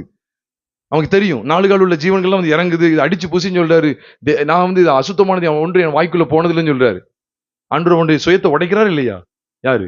நல்ல வரம் பெற்ற மனுஷன், ஒரே பிரசங்கத்துல 3000 பேர் ரட்சிப்புகளை நடத்தின மனுஷன், இன்னும் சில பகுதியில் கட்டப்பட்ட நிலைமையில் இருக்கிறார். அப்ப அந்த காலத்துல சரி வர தெரியாது. அதனாலதான் அவங்க எல்லாரும் அவசரப்பட்டு இல்ல, அவையில ஏவப்பட்டுதான். ஆனாலும் தேவனுக்காக தன்னை முழுதும் ஒப்பு கொடுக்கணும்னு சொல்லி தங்களுடைய நிலங்கள், வீடுகள் எல்லாத்தையும் வித்து அப்போஸ்தலரை பாத்துட்டு கொண்டு வந்து வச்சுட்டாங்க. நிருப வாக்கியங்களை பாத்தீங்கன்னா, எஜமான் வேலைக்காரருங்கிற வித்தியாசத்தை காமிச்சுக்கிட்டே இருப்பாரு. அப்ப இது கட்டளையா? பரிசுத்த பெற்றாங்க, பரிசுத்த கொடுக்கப்பட்டா. இப்ப நிறைய பேர் சொல்றாங்கல்ல, அக்கினி அபிஷேகம் சொல்றாங்கல்ல. சரி, அக்கினி அபிஷேகம் பெற்று நீங்க இன்னும் சொந்த வீட்டுல இருக்கீங்க, வீட்டை வித்து நீங்க கொடுக்கணும்ல நீங்க. அப்ப அதுக்கு இடம் கொடுக்க மாட்டாங்க. அது வரை கூட நிப்பாட்டிக்கணும், அதுக்கு மேல போக கூடாது. அப்ப நீங்க பெற்ற அக்கினி அபிஷேகம், நீங்க சொல்ற அக்கினி அபிஷேகம் அவங்கள வீடுகளையும் நிலங்களையும் விற்று அப்போஸ்தலருடைய பாதத்துல கொண்டு வந்து வைக்க வச்சது, உங்களை ஏன் இன்னும் வைக்க வைக்கல? அப்படிங்க அக்கினி அபிஷேகம் பெறலையா? என்ன சேட்டைகள் பத்தீங்களா, விளையாட்டுகள். பிரியமான சத்தியத்தை தெளிவாரீங்க. இது வரலாற்று சம்பவமா தான் இருக்கு. ஏன்னா இவங்களுக்கு பிரமிப்பா இருக்கு பாருங்க. பிரமிப்புன்னு என்ன? எப்பா இது என்ன இது? நம்ம மேல புரிந்தல போட்டு மாதிரி இவங்க மேல புரிந்தல போற இது அப்படிதானா? பரிசவித்த தருவன் சொன்னார், இவங்க மேலயுமா? ஆமா. அப்ப அன்னைக்கு ஆண்டவர் காண்பிக்கணும், எல்லாத்தையும் நினைச்சுன்னு காண்பிக்கணும். இவங்க ஏன் பிரமிச்சாங்க அப்படின்னா, நல்ல கவனிங்க. ஏன்னா முதல்ல இவங்க 120 மேல பரிசுத்தாவின் இறங்கி வந்தார்ல. இப்ப இவங்க பற்பல பாஷைகளை பேசி ஜனங்களுக்குள்ள உணத்துல கொண்டு வந்தோடனே இவங்களுக்கு கிறிஸ்துவின் சிலுவை பாடுகளை பத்தி, அப்படி உயிர்த்தலை பத்தி சத்தியங்களை யோவேல் தீர்க்கதரிசி மூலமா தாவீது தீர்க்கதரிசியா இருந்து சொன்ன விஷயத்த, தாவீது தீர்க்கதரிசி தான். நீங்க அப்போஸ்தலர் 2வது அதிகாரத்துல பாத்தீங்கன்னா 16ஆம் வசனத்துல யோவேல் தீர்க்கதரிசி மூலமா சொல்லப்பட்டது சொல்றாரு. 30ஆம் வசனத்துல பாத்தீங்கன்னா அவன் தீர்க்கதரிசியா இருந்து, யாரு? தாவீது. ரெண்டு பேருமே தீர்க்கதரிசி தான். தாவீது ராஜாவும் இருக்கிறார், தீர்க்கதரிசியாவும் இருக்காருன்னு பைபிள்ல தான் போட்டிருக்கு. அவனும் தீர்க்கதரிசனமா சொல்லி இருக்கிறார், தீர்க்கதரிசியா இருந்து அவன் சொன்னது அப்படின்னு சொல்லப்பட்டிருக்கு. அப்ப இதெல்லாம் அவங்க பார்க்கும்போது கேட்கும்போது இருதயத்துல குத்தப்பட்டு எத்தனாயிரம் பேர் ரசிக்கப்பட்டாங்க? அப்போ சத்தமா சொல்லுங்க. இந்த 3000 பேர் ரசிக்கப்பட்டாங்களே. இவங்க பல தேசத்தார், பாத்துக்கங்க, இவங்க பலதரப்பட்ட தேசத்தார் எங்கெங்கெல்லாம் வந்திருக்காங்க. கிட்டத்தட்ட 16 தேசத்தார் அங்க கூடி வந்ததை நீங்க பார்க்கலாம். கிட்டத்தட்ட 15 அல்லது 16 தேசத்தார் அங்க கூடி வந்ததை லிஸ்ட் போட்டிருக்கு 2வது அதிகாரம் முதல் பகுதியில. இருக்குதா இல்லையா? இருக்குது. எல்லாம் அந்நியர்கள் பாருங்க, அங்கெல்லாம் இருந்து வந்தவங்க. சரி, 3000 பேர் ரசிக்கப்பட்டாங்கல்ல, இவங்க மேல பரிசுத்தாவின் இறங்கி வந்ததா எவிடன்ஸ் இருக்குதா? பகிரங்கமா இறங்கி வந்ததா? இல்லை, இல்லை, இல்லவே இல்லை. இது செப்பரேட் அனுபவம் தானே. அப்ப இந்த 3000 பேர் பெற்றுக்கொள்ள வேண்டியதுதானே? இல்ல, மனம் திரும்பும் போது உனக்கு பரிசுத்தாவின் வரத்தை பெறுவே, அவ்வளவுதான். இல்ல, நீ மனம் திரும்பினதுக்கு பிறகு நீ காத்திருக்கணும். நீங்க காத்திருக்கும் 3000 பேர் ரசிக்கப்பட்டீங்கல்ல, நீங்களும் எங்களை மாதிரி காத்திருக்கும் போது நீங்க நினைச்சீங்க பெறுவீங்களாம் கிடையாது. நீங்க ஒவ்வொருவன் மனம் திரும்பி பாவ மன்னிப்பு கண்டு மனம் திரும்பி கர்த்தராகிய இயேசு கிறிஸ்து நாமத்தினால், இயேசுவின் நாமத்தினால் ஞானஸ்நானம் பெறுங்கள். அப்பொழுது பரிசுத்தாவின் வரத்தை பெறுவீர்கள். அவ்வளவுதான். இதை பாவத்தை அறிக்கை செய்து ரசிக்கப்பட்ட பரிசுத்தம் உனக்குள்ள வருவார். அவ்வளவுதான். அந்த வரத்தை பெறுவ. இவ்வளவுதான். இதை செப்பரேட் அனுபவம் அவங்களுக்கு காமிச்சு கொடுக்கல. உபதேசம் தான் நீங்க ரொம்ப முக்கியமா இருக்கு. நீங்க அனுபவங்களே சார்ந்து கொள்றாங்க. அனுபவத்தை சார்ந்து கொண்டீங்கன்னா நீங்க ஏசப்பா செருப்பு போட்ட மாதிரி தான் போடணும். ஏசப்பா முடிய நீளமா வளர்த்தாருல, ஏசப்பா போல மாறணும், அப்படித்தானே மாறணும். அப்ப அதெல்லாம் ஏன் விட்டுட்டாங்க? அவர் கல்யாணம் முடிக்கல, அப்ப அவரு மாதிரி கல்யாணம் முடிக்காம இருந்த வேண்டியதானே? தலைசாக்கி இடலன்னு சொன்னார். ஏன் உங்களுக்கு சொந்த வீட்டுல இருக்கீங்க? இதா இயேசு போல வாழ்ற வாழ்க்கை? இதான் நீங்க லிட்டரலா அப்படியே எடுத்துக்கிடுவாங்க. இவங்க காத்திருந்தாங்கல்ல, இது பிதாவின் வாக்குத்தத்தம் பூமி எங்கும் வரணும். பரிசுத்தாவியானவரா யூதர்களுக்கே தெரியாது, யூத விசுவாசிகளுக்கே தெரியாது, பேதுருக்கே தெரியாது. காத்திருன்னு சொல்லிட்டாரு. அப்படி இறங்குறாரு. இவங்க நாவ அப்படியே பாஷைகளை கொண்டு வர்றாரு. பலவிதமான பாஷைகளை பேசுறாங்க. அவங்களுடைய பல நாட்டாருடைய மொழிகளை அப்படி பேசுறாங்க. இவங்களுக்கு ஆச்சரியமா இருக்கு. இவங்களுக்கு முத அனுபவம். அதனாலதான் பாக்குறோம், கொர்நேலியு வீட்டுல ஆவியான இறங்கி இவங்க பாஷைகளை பேசி புகழும் போது, என்னடா நம்ம மற்றவங்களுடைய பாஷையை பேசி அவங்களை உணர்த்து மாதிரி இப்ப இவங்க நம்ம பாஷையை பேசி தேவனை மையப்படுத்திட்டு இருக்காங்க பாருங்க. தேவனை புகழ்றாங்கன்னு சொல்லி இவங்களுக்கே பிரமிப்பாயிட்டு. அப்படின்னா அது வரைக்கும் அவங்களுக்கு என்ன தெரியாது? பரிசுத்தாவியானவர் நமக்கு மட்டும்தான் நினைச்சிட்டு இருந்தாங்க. அப்ப தேவன் என்ன செய்யறாருன்னா, அதான் நீங்க கவனிக்கணும். பரிசுத்தாவியானவர் செப்பரேட்டா கொடுக்கப்பட்ட அனுபவத்தை நீங்க 4 இடத்துல நீங்க பார்க்கலாம். 4 இடத்துல. நீ கொர்நேலியு வீட்டின் சேர்த்து சொல்றேன். எங்க தெரியுமா? வேற எந்த இடத்துலயும் கிடையாது. நல்ல கவனிங்க. சம்பவங்களாக, நிகழ்வுகளாக, ஈவென்ட்ஸ் சொல்றோமே, அக்கேஷன், ஈவென்ட்ஸ், சம்பவங்களாக 4 இடத்துல தான் இருக்கு. கொரிந்து சபையில அந்நிய பாஷை குறித்து இருக்கு. அது உபதேசம், சத்தியங்கள், உபதேசம். அதை நான் அடுத்து என்னன்னு சொல்றேன். ஆனா அனுபவங்கள் அப்படின்னு சொல்லி, நடந்த நிகழ்வுகள் அப்படின்னு சொல்லி 4 இடத்துல தான் ஆவியானவர் இறங்கி வந்தார். எங்க தெரியுமா? தெளிவா சொல்லியிருந்தேன். அப்போஸ்தலர் 2வது அதிகாரம் 120 பேர் கூடி வந்த யூதர்களுக்கு மேல, நல்லா கவனிச்சுக்கங்க, யூதர்கள் மேல். அப்போஸ்தலர் 8வது அதிகாரம், அப்போஸ்தலர் கைகளை வச்ச உடனே சமாரியர் பரிசுத்தாவியை பெற்றுக் கொள்றாங்க. இது சமாரியர் மேல். 3வது அப்போஸ்தலர் 10வது அதிகாரம், இது கொர்நேலியு வீட்டுல புறஜாதிகள் கூடியிருந்தாங்க, அவங்க மேல இறங்கி வர்றார். 4வது அப்போஸ்தலர் 19வது அதிகாரம், அங்க யோவானுடைய ஞானஸ்தானத்தை மட்டும் பெற்றிருந்த ஒரு கூட்டம் இருக்கு. அப்ப இந்த 4 கூட்டத்துக்கு மேலதான் ஒரு இறங்கி வந்ததா பைபிள்ல இருக்கு. அப்ப நானும் ஒரு கேள்வி கேட்கேன். அப்போஸ்தலன் பவுல் தனித்திருந்து பெற்றாரா? இல்ல, அவர் பார்வையடைந்து பரிசுத்தாவியானவரை பெறுறார். அவ்வளவுதான். கந்தாகியின் மந்திரி ரட்சிக்கப்பட்டாரு, ஞானஸ்நானம் எடுத்தாரு. அவர் தனிப்பட்ட முறையில் பரிசுத்தாவியை பெற்றுக்கொள்வதற்கு ஏதாவது உபதேசத்தை, சட்டத்தை பிலிப்பு மூலமா ஏதாவது பெற்றுக்கொண்டாரா? இல்லை. நீங்க பாருங்க, சிறைச்சாலையின் தலைவன் தன் வீட்டாரோடும் மனம் திரும்பி ஞானஸ்நானம் பெற்றதை அப்போஸ்தலர் 16வது அதிகாரத்துல போட்டிருக்குது. அப்ப அங்க அவன் தனிப்பட்ட முறையில பரிசுத்தாவை பெற்றுக்கொண்ட அனுபவம் ஏதாவது சொல்லப்பட்டிருக்குதா? சொல்லுங்க, நல்லா கவனிங்க, கொஞ்சம் கவனிச்சதான் புரியும். சொல்லப்பட்டிருக்குதா? இல்ல. அதே 16வது அதிகாரம் அப்போஸ்தலர் 16ல லீதியால் தன் வீட்டார் அனைவரோடும் கூட மனம் திரும்பி ஞானஸ்நானம் பெற்றார். அவர்கள் தனிப்பட்ட முறையில பரிசுத்தாவை பெற்றுக்கொள்றதுக்கு ஏதாவது கட்டளை பெற்றார்களா? இல்லை.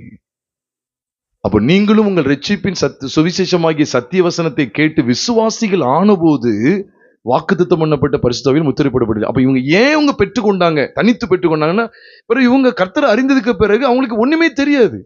பரிசுத்தாவினுடைய வாக்குத்தத்தம் முதல் முறை நிறைவேறணும் எங்க? யூதர்கள் மேல. அப்போஸ்தலர் 2 யூதர்கள் மட்டும்தான். அப்போஸ்தலர் 8க்கு வந்தா சமாரியர்கள் மட்டும்தான். அப்போஸ்தலர் 10வது அதிகாரம் வந்தா புறஜாதிகள் மட்டும். அப்போஸ்தலர் 19 வந்தா யோவானுடைய ஞானஸ்நானம் பெற்று ஒரு கூட்டம் நாங்க தனி கூட்டம் அப்படின்னு சொல்லி தனியா உட்கார்ந்துருக்காங்க. அப்ப இந்த 4 கூட்டத்து மேல வர்றது எதுக்கு அடையாளம் அப்படின்னா, ஒட்டுமொத்த அதான் சொல்லுவாங்க, ஒரு பானை சோத்துக்கு ஒரு சோறு பதம். ஆனா எல்லாத்தையும் வச்சு நசுக்கிட்டு இருக்காங்க. இந்த அதி புத்திசாலிகளை என்ன சொல்லுவாங்க, இந்த அதி புத்திசாலிகளை பார்த்தீங்களா, எல்லாத்தையும் வச்சு நசுக்கிட்டு இருக்காங்க. நெச்சிக்கப்பட்டியா அபிஷேகம் பண்றதுக்கு தனியா காத்திருக்கணும் சிஸ்டர், பிரதர், பரிசுத்தாவை பெற்றுக்கு தனியா காத்திருக்கணும்னு சொல்றாங்க. எங்க இருக்கு வசனத்துல? லீதியால் எடுக்கல. லீதியால் தனித்து காத்திருந்தாங்களா? கந்தாகின் மந்திரி காத்திருந்தாரா? லீதியால் உங்க வீட்டார் காத்திருந்தாங்களா? சிறைச்சாலை தலைவன் அவங்க வீட்டார் காத்திருந்தாங்களா? பவுல் காத்திருந்தாரா? இன்னும் கிறிஸ்துக்குள்ள வந்த ஆக்கிலா, பிரிஸ்கில்லா, சீலா, பர்னபா ஏதா காத்திருந்தா? ஒண்ணும் கிடையாது. எல்லாம் விட்ட வெளிச்சமா பைபிள் இருக்கு. எவிடன்ஸ் இல்லாம நம்ம எதுவும் பேசக்கூடாது. அப்போ நானும் கேட்கிறேன், நீங்க இந்த பைபிள் வசனத்தை பாருங்க, எவ்வளவு தெளிவா இருக்கு பாருங்க. இதெல்லாம் வரலாற்று அனுபவமாக. அதனாலதான் பெந்தேகோஸ்தே அனுபவங்கிறது இனி அடுத்தடுத்து நடந்துகிட்டு இருக்குன்னு நினைச்சிடாதீங்க. எச்சிக்கப்படும் போது பரிசுத்தம் மேலந்து வந்துட்டே இருப்பாரு நினைக்கீங்களோ? மேலந்து இப்ப இன்னைக்கு நான் இயேசுவை ஏற்றுக்கொள்றேன், எனக்குள்ள வந்துட்டாரு, இறங்கி வந்துட்டாரு. நாளைக்கு இவர் ஏத்துக்கிடுவாரு, நாளைக்கு அங்கிருந்து இறங்கி வருவாரு. அப்ப எத்தனை ஆவியானவர் தான் யோசித்து பாருங்க. இன்னொரு இறங்கி வரணும். அதே பெந்தேகோஸ்தே அனுபவத்துக்கு காத்திருக்காங்க பாருங்க. பென்டெகாஸ்ட், அதாவது the experience of Pentecost was a once for all event that will never be repeated. அது ஒரு காலம் திரும்ப திரும்ப செய்யப்படுறதல்ல, ஒன்ஸ் ஃபார் ஆல் ஈவென்ட். இது ஒரு முறை நடைபெற்றது தான். இதை மீண்டும் மீண்டும் கொண்டு வராதீங்க. ஏன்னா இது என்னன்னா, பிதாவின் வாக்குத்தத்தை நிறைவேற காத்திருங்கன்னு சொன்னார், அவ்வளவுதான். ஆனா இன்னைக்கு மீண்டும் மீண்டும் அழுத்தம் கொடுக்காங்க. ஏன் இந்த 4 இடத்தை தாண்டி அவர் வெளியே வரவே இல்லையே? அப்போஸ்தலர் ஏதாவது காமிங்க. அப்போஸ்தலர் 28 அதிகாரங்கள் இருக்கு. இந்த 4 இடத்தை தாண்டி பரிசுத்தாவியை வேற எங்கேயாவது இறங்கி வந்த ஏதாவது ஒரு எவிடன்ஸ் இல்ல. ஒரு எவிடன்ஸ் இல்ல. இப்ப யூதர்கள் 120 பேர் தான் ரசிக்கப்பட்டவங்க. அப்ப அதுக்கு பிறகு வேற ரசிக்கப்படல, ரசிக்கப்பட்டு வந்தாங்க. அவங்க மேல ஏதாவது இறங்கி வந்தாரா? 3000 பேர் ரசிக்கப்பட்டாங்க. அவங்க மேல தனிப்பட்ட முறையில் இறங்கி வந்ததா இருக்குதா? இல்ல. அதுக்கப்புறம் 4வது அதிகாரத்தை வாசித்தா 5000 பேர் ஏற்றுக்கொண்டாங்களாம். அந்த 5000 பேர் அவர் மேல இறங்கி வந்த மாதிரி பைபிள்ல இருக்கா? இல்ல. எண்ணற்ற பேர் ஆண்டவர் ஏற்றுக்கொண்டாங்க. இவங்க தனித்து காத்திருக்கும்படியா எந்த கட்டளையும் பெறல. அப்ப பரிசுத்த ஆவியானவர் யூதர்களுக்கு தேவை. அந்த வாக்குத்தத்தம் யூதர்கள் மத்தியில் நிறைவேறுகிறது, சமாரியர்கள் மத்தியில் நிறைவேறுகிறது. இதெல்லாம் அந்த சைடு. கொர்நேலியு தான் நம்ம சைடு, புறஜாதிகள். புறஜாதி எத்தனையோ பேர் ஆண்டவர் ஏற்றுக்கொண்டாங்க. ஏன் கொர்நேலியு வீட்டுல மட்டும் இப்படி நடக்கு? அப்ப புறஜாதிகள் மேலையும் இந்த பரிசுத்த ஆவியினர் பற்றிய வாக்குத்தத்தம் நிறைவேற்றப்பட வேண்டும். இதை காண்பிக்கும் முகாந்தரமாகத்தான் 4 இடங்களில் சொல்லப்பட்டிருக்கே ஒழிய மற்றபடி அல்ல. இல்லைன்னா தான் உங்களுக்கு இதுல சொல்லியிருப்பாரு, நிருப வாக்கியங்களை சொல்லி கொடுத்துருப்பாங்களே. நம்ம இதெல்லாம் உங்களுக்கு தெரியுது. 120 பேர் கூடுனாங்க, நாங்க கூடுவோம். நான் அதைத்தான் கேட்க, அந்த 120 பேர் எல்லாத்தையும் வித்து வச்சாங்கல்ல, வைங்களேன். 120 பேர் கூட 3000 பேர் சேர்ந்துட்டாங்க. உங்களுக்கு இவ்வளவு வெளிச்சம் இருக்குல்ல, உங்களுக்கு 120 பேர் தனியா காத்திருந்தாங்கன்னு சொல்றீங்களா? அதுல வேற அக்கினி அபிஷேகம் வேற சொல்லிக்கிறீங்களே, பற்பல பாஷையும் பேசிக்கிறீங்களே. யாருக்கு? உங்களுக்கும் புரியாது, ஏன் தேவனுக்கே புரியாது. இது பேசுறீங்களே. அப்போ ஏன் இதை வித்து கொடுத்துட வேண்டியதானே? வீடு, நிலம், அந்த பக்கம் மட்டும் உங்க கண்ணு போக மாட்டுக்கு. அக்கினி மயமான அக்கினி என்ன ஒரு பாட்டு உண்டு, ஃபாதர் பாட்டு. அக்கினி நெருப்பாய் இறங்கி வாரும், அபிஷேகம் தந்து வழி நடத்தும். வெக்கம். இந்த பாட்டுல முன்னால கொண்டு வந்துடாங்க. நாங்க இங்க படிக்கிறதே கிடையாது, ஃபாதரை நாங்க ஃபாதர் பண்றதே கிடையாது. இது நேரடி பரவாயில்ல போட்டு, இது நேரடி ஆன்லைன்ல இருக்கு. ஒரு கூட்டம் அப்படிதான் சொன்னாங்க, ஃபாதர் இங்க நம்ம ஏரியா வந்துட்டாருன்னு சொல்லி மெஞ்ஞானபுரத்துல அவங்க சொன்னாங்க. அந்த கூட்டத்தை சொன்னதை சொல்றேன், வந்துட்டாங்க நம்ம எல்லாம் போகணும், அந்த ஃபாதர் வந்துட்டாங்க போனா போயிட்டு கொஞ்ச நேரத்துல ரிட்டர்ன் ஆயிட்டாங்க. அவங்க தரமான கூட்டம். அந்த கூட்டம் ஏதாவது சத்தியம் பேசுவார்னு சொல்லி போனா, அப்பா பிள்ளைங்க வந்திருக்காங்கப்பா, கார் கொடுங்கப்பா, அப்பா வீடு கொடுங்கப்பா, அப்பா ஏசி கொடுங்கப்பா, அப்படி பேசுனாங்களாம். எந்திரிச்சு உடனே வெளியே போயிட்டாங்க. இந்த பிசாசின் கூட்டத்தோடு நம்ம இங்க ஐக்கியப்பட முடியாதுன்னு கிளம்பிட்டாங்க. அவங்க சொன்னதை நான் சொல்றேன். நான் ஏதாவது சத்தியம் பேசுவார்னு பார்த்தா, எப்பா வீடு கொடுங்கப்பா, உலகத்தாருக்கு நிறைய கிடைச்சிருக்கு. அக்கினி நெருப்பாய் இறங்கி வாரு, அபிஷேகம் வழி நடத்துன்னு சொல்லி அதுக்கு இந்த வசனத்தை கோட் பண்ணி காமிக்காங்களே, கொஞ்சமாவது உணர்வு இருக்குதா? இதை யோசிக்கிறதே கிடையாது. அதுல ஒரு துதி எடுத்தால் சாத்தான் ஓடுவான். எங்க இருக்கு? எங்க ரெஃபரன்ஸ் இருக்கு? ஒரு ரெஃபரன்ஸ் கிடையாது. பிரியமானவர்களே, ரொம்ப ஜாக்கிரதையா இருங்க. அதனாலதான் அந்த மாதிரி சில்லி சாங்ஸ் எல்லாம் நாங்க பாடுறது கிடையாது. நான் கர்த்தருக்கு மகிமையா சொல்றேன். அப்ப இங்க இதெல்லாம் வரலாற்று சம்பவமா இருந்து ஒழிய அது நீங்க விளங்கிக்கங்க. நீங்க பெரிய பெரிய ஊழியர்களை ஏமாத்திட்டு இருக்காங்க, நம்பாதீங்க, தயவு செய்து நம்பாதீங்க பிரியமானவர்களே. அப்போ அப்படி பார்த்தா சிறைச்சாலை தலைவெல்லாம் ரசிக்கப்பட்டு வேஸ்ட், பாவம். லீதியால் வரலாற்று சொல்றாங்க, லீதியால் மூலமாகவும் சிறைச்சாலை தலை மூலமாகவும் பிலிப்பி பட்டணத்துல பெரிய சபையை உருவாயிட்டுன்னு சொல்றாங்க. பிலிப்பி திருச்சபை இருக்கு, அது லீதியால் மூலமாகவும் அந்த சிறைச்சாலைக்கான தலைவன் மூலமாகவும் தான் நடந்துச்சான். அவங்க எல்லாம் பாவம் இல்லை, அவங்க கந்தாயின் மந்திரி பாவம், இன்னவங்க ரசிக்கப்பட்டு வந்தவங்க பாவம். சபைக்கு கொடுக்கப்பட்ட நிருபங்கள்ல ஒரு இடத்துல கூட இது நிபந்தனையா கட்டளையா கொடுக்கப்படவே இல்லை, நியமமா கொடுக்கப்படவே இல்லை. எங்க கொடுக்கப்பட்டிருக்கு? தனித்து காத்திருக்கும்படியா. ஒரு ரெஃபரன்ஸ் காமிங்க, ஒரு இடத்துல காமிங்க. சபைக்கு ஃபுல்லா என்ன காமிக்கிறது தெரியுமா? ரட்சிக்கப்பட்ட ஜனத்துக்கு என்ன பேசுறாங்க தெரியுமா? நமக்குள் வாசமாய் இருக்கிற ஆவியானவர், நம்மில் வாசமாய் இருக்கிறவர், நமக்குள் இருக்கிறவர், நாம் பெற்ற பரிசுத்த ஆவியானவர், இப்படியே தான் பேசிட்டு இருக்காங்க. நம்ம பெறணும், இது ஒரு தனி அனுபவம் சொல்லி அப்படி எதுவும் காண்பிக்கவில்லை. ஆவியில் அனலா இருக்கணும்னு சொல்லியிருக்காங்க, ஆவியானவருக்கு இடம் கொடுக்கணும்னு சொல்றாங்க, ஆவியானவர் துக்கப்படுத்தக்கூடாதுன்னு சொல்றாங்க. ஆனா பரிசுத்த ஆவியை பெற்றுக்கொள்ளது புது அனுபவமா சொல்றாங்க. அப்ப எத்தனை தடவை தான் ஒரு வானத்தில் இறங்கி வருவார்? அப்ப எத்தனை ஆவியானவர் தான் இருக்கிறாரு? இந்த பெந்தெகோஸ்தை ஏன் ரிப்பீட் பண்ணக்கூடாதுன்னு சொல்றேன்னா, கிறிஸ்துவின் பலியை நீங்க ரிப்பீட் பண்ணுவீங்களா? கிறிஸ்துவின் பலி அந்த காலத்துல, அப்புறம் இந்த காலத்துல இன்னொரு பலி, கிறிஸ்து பலியான மாதிரி மறுபடியும் இன்னொரு பலியை செலுத்த வருவாரா? அது ஏன் ரிப்பீட் பண்ண மாட்டேங்க? அப்ப அது எப்படி ரிப்பீட்டட் ஆகாதோ அதே போல இது ரிப்பீட் ஆகாது. அப்ப அவர் பலியை செலுத்துறாரு, அப்ப இவர் கிரியை செய்கிறார். அப்ப அதை நீங்க ரிப்பீட் பண்ண மாட்டீங்க. அப்ப ஏன் இதை மட்டும் ரிப்பீட் பண்றீங்க? மாம்சமான யாவர் மேல் நாவி ஊற்றுமை, இது எலியாவின் காலம், இது நோவாவின் காலம், இது மோசையின் காலம், இது ஆதி அப்போஸ்தலர் காலம் சொல்லி நீங்க இதோ ஒரு கூட்டத்தை கூட்டி சேர்த்துட்டு இருக்கீங்களே, இது என்ன பாதாளத்திலிருந்து வந்த உபதேசமா? ஆமா, பாதாளத்திலிருந்து வந்ததுதான். அது எப்படி ஒன்ஸ் ஃபார் ஆல் ஈவென்ட், இது கிறிஸ்துவினுடைய பலி. அதே போல இதுவும் அதான், பரிசுத்தத்தை பெற்றுக்கொள்றதும் ஒன்ஸ் ஃபார் ஆல் ஈவென்ட். உலகத்துக்கு கொடுக்கப்பட்டாயிற்று. நான் விசுவாசித்து ரட்சிக்கப்படும் போது, பாவமன்னிப்பு நிச்சயத்தை பெறும்போது, பரிசுத்த ஆவியானவரால் முத்திரை போடப்படுகிறேங்கிற வசனத்தை எபேசியர் 1:13 மீண்டும் ஞாபகப்படுத்துகிறேன். இல்ல பாஷை சொல்றாங்களே, என்னையா இது பாஷை? நீங்க 4 இடத்துல பாருங்க, இந்த 4 இடத்துல அவங்க பாஷை பேசியிருக்காங்க. நான் மீண்டும் சொல்றேன், ஏற்கனவே சொன்னதுதான். அப்போஸ்தலர் 2, 8, 10, 19 4 இடத்துல தான் பாஷை பேசினாங்க. பாஷை குறித்த ஒரு வியாக்கியம் நமக்கு தேவையா இருக்கு. பாஷைன்னு சொல்லி பேசுறாங்களே, இப்ப இந்த பாஷையை பெற்றுக்கொள்ளணுமே, இதுக்கு என்ன சொல்றது, என்ன செய்யறது? அந்நிய பாஷையில பேசுகிறவன் ஆவியில் ரகசியங்களை பேசுகிறான்னு சொல்லப்பட்டிருக்குதே, இது பெரிய குழப்படியா இருக்கையா அப்படின்னு சொல்லி கேட்பாங்க. நல்லா ஞாபகம் வச்சுக்கங்க, பரிசுத்த ஆவியானவர் பொழிந்தருளப்பட்ட சமயத்துல யாவருக்கும் இந்த பாஷைகள் என்ன செஞ்சது? புரிந்தது. நான் இந்த பாஷைகளை குறித்து இன்னும் கொஞ்சம் ஆழமா பேசுறதுக்கு முன்பாக ஒரு காரியத்தை முன் வைக்கிறேன், சத்தியத்தின் அடிப்படையில. இப்ப நமக்கு எல்லாருக்கும் ஒரு கேள்வி வரும், என்னன்னா, எல்லா இடங்களிலும் கிட்டத்தட்ட 199 இடம், 98-99% என்ன சொல்லி கொடுக்காங்கன்னா, பரிசுத்த ஆவியை பெறும்போது அந்நிய பாஷை அடையாளத்தோடு தான் பெறணும்னு சொல்லி கொடுக்காங்க. அது தட் இஸ் கம்ப்ளீட்லி அன்ஸ்கிரிப்சுரல், அது வேதத்துக்கு முரண்பாடானது. ஒரு சகோதரர் கூட என்கிட்ட கேட்டார், நான் என்ன பாவத்தை குறித்து நீதி குறித்து தான் கண்டித்து உணர்த்தப்படுறேன், ஆனா பரிசவி எனக்கு இருக்கிறா இல்லையாரா, எப்படி அந்நிய பாஷை பேசினாதான் ஆவியானவர் இருக்கிறான்னு சொல்றாங்க எப்படின்னு என்ன கேட்டார். இப்ப இல்ல, ஒரு 7 வருஷத்துக்கு முன்னால இருக்கும். அப்போ 1 மணி நேரம் பேசியிருக்கேன், இந்த தாளம் வச்சு பேசியிருக்கேன். இந்த வசனங்கள்லாம் எடுத்து காண்பித்து பைபிள்ல எந்த எவிடன்ஸும் கிடையாது. நீங்க நிறைய இடங்கள் எப்படி தெரியுமா, அந்நிய பாஷை அடையாளத்தோடு பரிசுத்தாவை பெற்றுக்கொள்ளணுமா. பரிசுத்தாவை பெற்றுக்கிறதே தனி அனுபவம் கிடையாதுன்னு சொல்லிட்டு இருக்கிறோம். இல்ல பேர் அந்நிய பாஷை அடையாளத்தோட.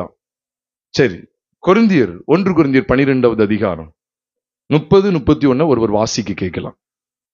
1 கொரிந்தியர் 12வது அதிகாரம் 30-31.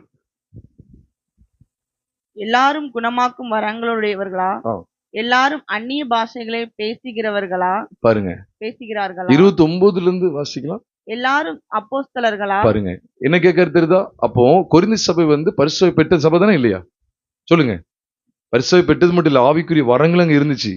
ஒருவன் அந்நிய பாஷை பேசுறான், ஒருவன் சங்கீதம் பாடுகிறான், ஒருவன் வியாக்கியானம் பண்றான், எல்லாம் இருந்துச்சு. இருக்குதா இல்லையா? கொரிந்தி சபையில வரங்களை பெற்ற சபை, பரிசுத்தாவியை பெற்ற சபை. ஆனா பவுல் கேட்கிறார், எல்லாரும் அப்போஸ்தலர்லாம் கேட்கிறார். சொல்லுங்க, எல்லாரும் அப்போஸ்தலர்களா? நீங்க பதில் சொல்லுங்களேன். எல்லாரும் அப்போஸ்தலர்களா? கொரிந்தி சபையில இருந்த எல்லாரும் அப்போஸ்தலர்களா? இல்லை. அடுத்து, எல்லாரும் தீர்க்கதரிசிகளா? எல்லாரும் தீர்க்கதரிசிகளா? இல்லை. எல்லாரும் தீர்க்கதரிசி கிடையாது. எல்லாரும் போதகர்களா? எல்லாரும் போதகர்களா? கொரிந்தி சபையில உள்ளவங்க? இல்லை. எல்லாரும் அற்புதங்களை செய்கிறவர்களா? எல்லாரும் அற்புதங்களை செய்றவங்களா? அதுவும் இல்லை. எல்லாரும் குணமாக்கும் வரங்களை உடையவர்களா? எல்லாரும் குணமாக்கும் வரங்களை உடையவர்களா? இல்லை. எல்லாரும் அந்நிய பாஷைகளை பேசுகிறார்களா? அதுவும் எல்லாரும் அந்நிய பாஷைகளை பேசுகிறார்களா? இல்லை. இல்லை.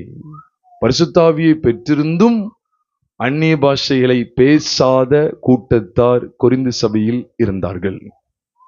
அதனால அவங்க பரிசுத்தாவை பெற்றுக்கொள்ளுன்னு சொல்லிடுவீங்களா? வசன ஆதாரம் இல்லாமல் எதையும் ஏற்றுக்கொள்ளாதீங்க. இது ஒரு நூதன உபதேசம். என்ன தெரியுமா? ஆவியான இன்னைக்கு ஒரு இடத்துல போறோம், ஒரு சகோதரி சொல்றாங்க, ஒரு கிராமத்துல நான் போன மாரியூர்ல சொல்றாங்க, எனக்கு இதுக்குதான் காத்துக்கிட்டு இருக்கேன்னு சொல்றாங்க. எனக்கு எல்லாம் இது ஆண்டவர் என்ன நடத்துறது எல்லாம் தெரியுது, ஆனா அந்த அந்நிய பாஷை கிடைக்க மாட்டேங்குது, அதுதான் நான் போராடிட்டு இருக்கேன்னு சொல்றாங்க. எதுக்கு போட்டு போராடணும்? நாக்கு சொலைத்திட வேண்டியதானே. ரூ ராமா ரூ லீ கா பா லாம் அடிச்சுட்டாதான் முடிஞ்சது. அது கண்ணை மூடிட்டு பேசினா முடிஞ்சது, கொஞ்சம் உடம்பு அசைச்சிங்கன்னா முடிஞ்சு போச்சு, அவ்வளவுதான். இப்படி நிறைய பேசுறாங்க. கெமிக்கல் வேர்ட்லாம் நிறைய யூஸ் பண்றாங்க. கெமிக்கல், அப்புறம் லா, மெடிக்கல் டேர்ம்ஸ் நிறைய யூஸ் பண்றாங்க. கோஆக்சிட் அப்படிலாம் நிறைய பயன்படுத்துறாங்க. கோஆக்சிட், ஜாசூசி, ஜாபா, லாடு. ஒருத்தர்லாம் இங்க இருக்காரு, பாம்பர் சுசுசுன்னு சொல்லுவாரு. ஓர்னி சர்க்கிள் மாட்டிக்கிட்டாரு. இங்க பக்கத்துல ஏரியா சொன்னா நீங்க பதறிடுவீங்க. அவரு பேசிய பாசி தான். உண்மையாவே தப்பா நினைச்சிருவீங்க. உண்மையை பாம்பு தான் நினைப்பேன். ஹிஸ் சவுண்ட்னாலே பாம்பு தானே. என்னெல்லாம் ஆயிட்டு பாருங்க. எல்லாத்துக்கும் பைபிளை நீங்க பாருங்க பிரியமானவர்களே, பைபிளை பாருங்க. எல்லாரும் அந்நிய பாஷைகளை பேசுகிறார்களா? இல்லை. எல்லாரும் வியாக்கியானம் அடுத்து போட்டிருக்கு, எல்லாரும் பண்ணுகிறார்களா? இல்லை. அப்போ எல்லாரும் அந்நிய பாஷையில பேசல. இப்ப சொல்லுங்க, கொரிந்தி சபை பரிசுத்தத்தை பெற்றிருந்த சபையா பெறாத சபையா? பெறலன்னு சொன்னீங்கன்னா நிறைய விஷயங்கள் அடி வாங்கிறோம். பரிசுத்தாவியானவர் இல்லாம தான் அவங்க நல்ல மேன்மையா வாழ்ந்ததெல்லாம் இருக்கு, அதெல்லாம் அடி வாங்கிறோம். சுயமா வாழ்ந்தாங்கன்னு சொல்லிடணும், பிறகு நிரூபிக்க வேண்டியது வந்துடும். என்ன செய்ய? யோவான் கொடுத்த ஸ்நானம் மனுஷன் உண்டாயிட்டா தேவன் என்ன சொல்ல தெரியாதுன்னு சொல்லிடுவோம். அப்படி சொன்னா அங்கேயும் மாட்டிக்கிடும், இப்படி சொன்னா மாட்டிக்கிடுவோம். அதுமாதிரி மாட்டிக்கிட கூடாது. வசனம் என்ன சொல்லுன்னா, பரிசுத்தாவியை பெற்று கொண்டவர்களுக்கு அந்நிய பாஷை அடையாளம் அல்ல. இது இந்த வசனத்தின் மூலமா தீர்க்கமா விளங்கிக்கிடணும். ஒண்ணு தெரிஞ்சுக்கங்க, அந்நிய பாஷை குறித்து எந்த சபைக்கு எழுதினார் சொல்லுங்க? கொரிந்தி சபையில அன்னைக்கு பெரிய குழப்படி இருந்தது, அதனாலதான் எழுதினார். பாஷைகளை குறித்து குழப்படி இருந்தது. எபேசு சபையில அந்நிய பாஷை பத்தி இருக்கா?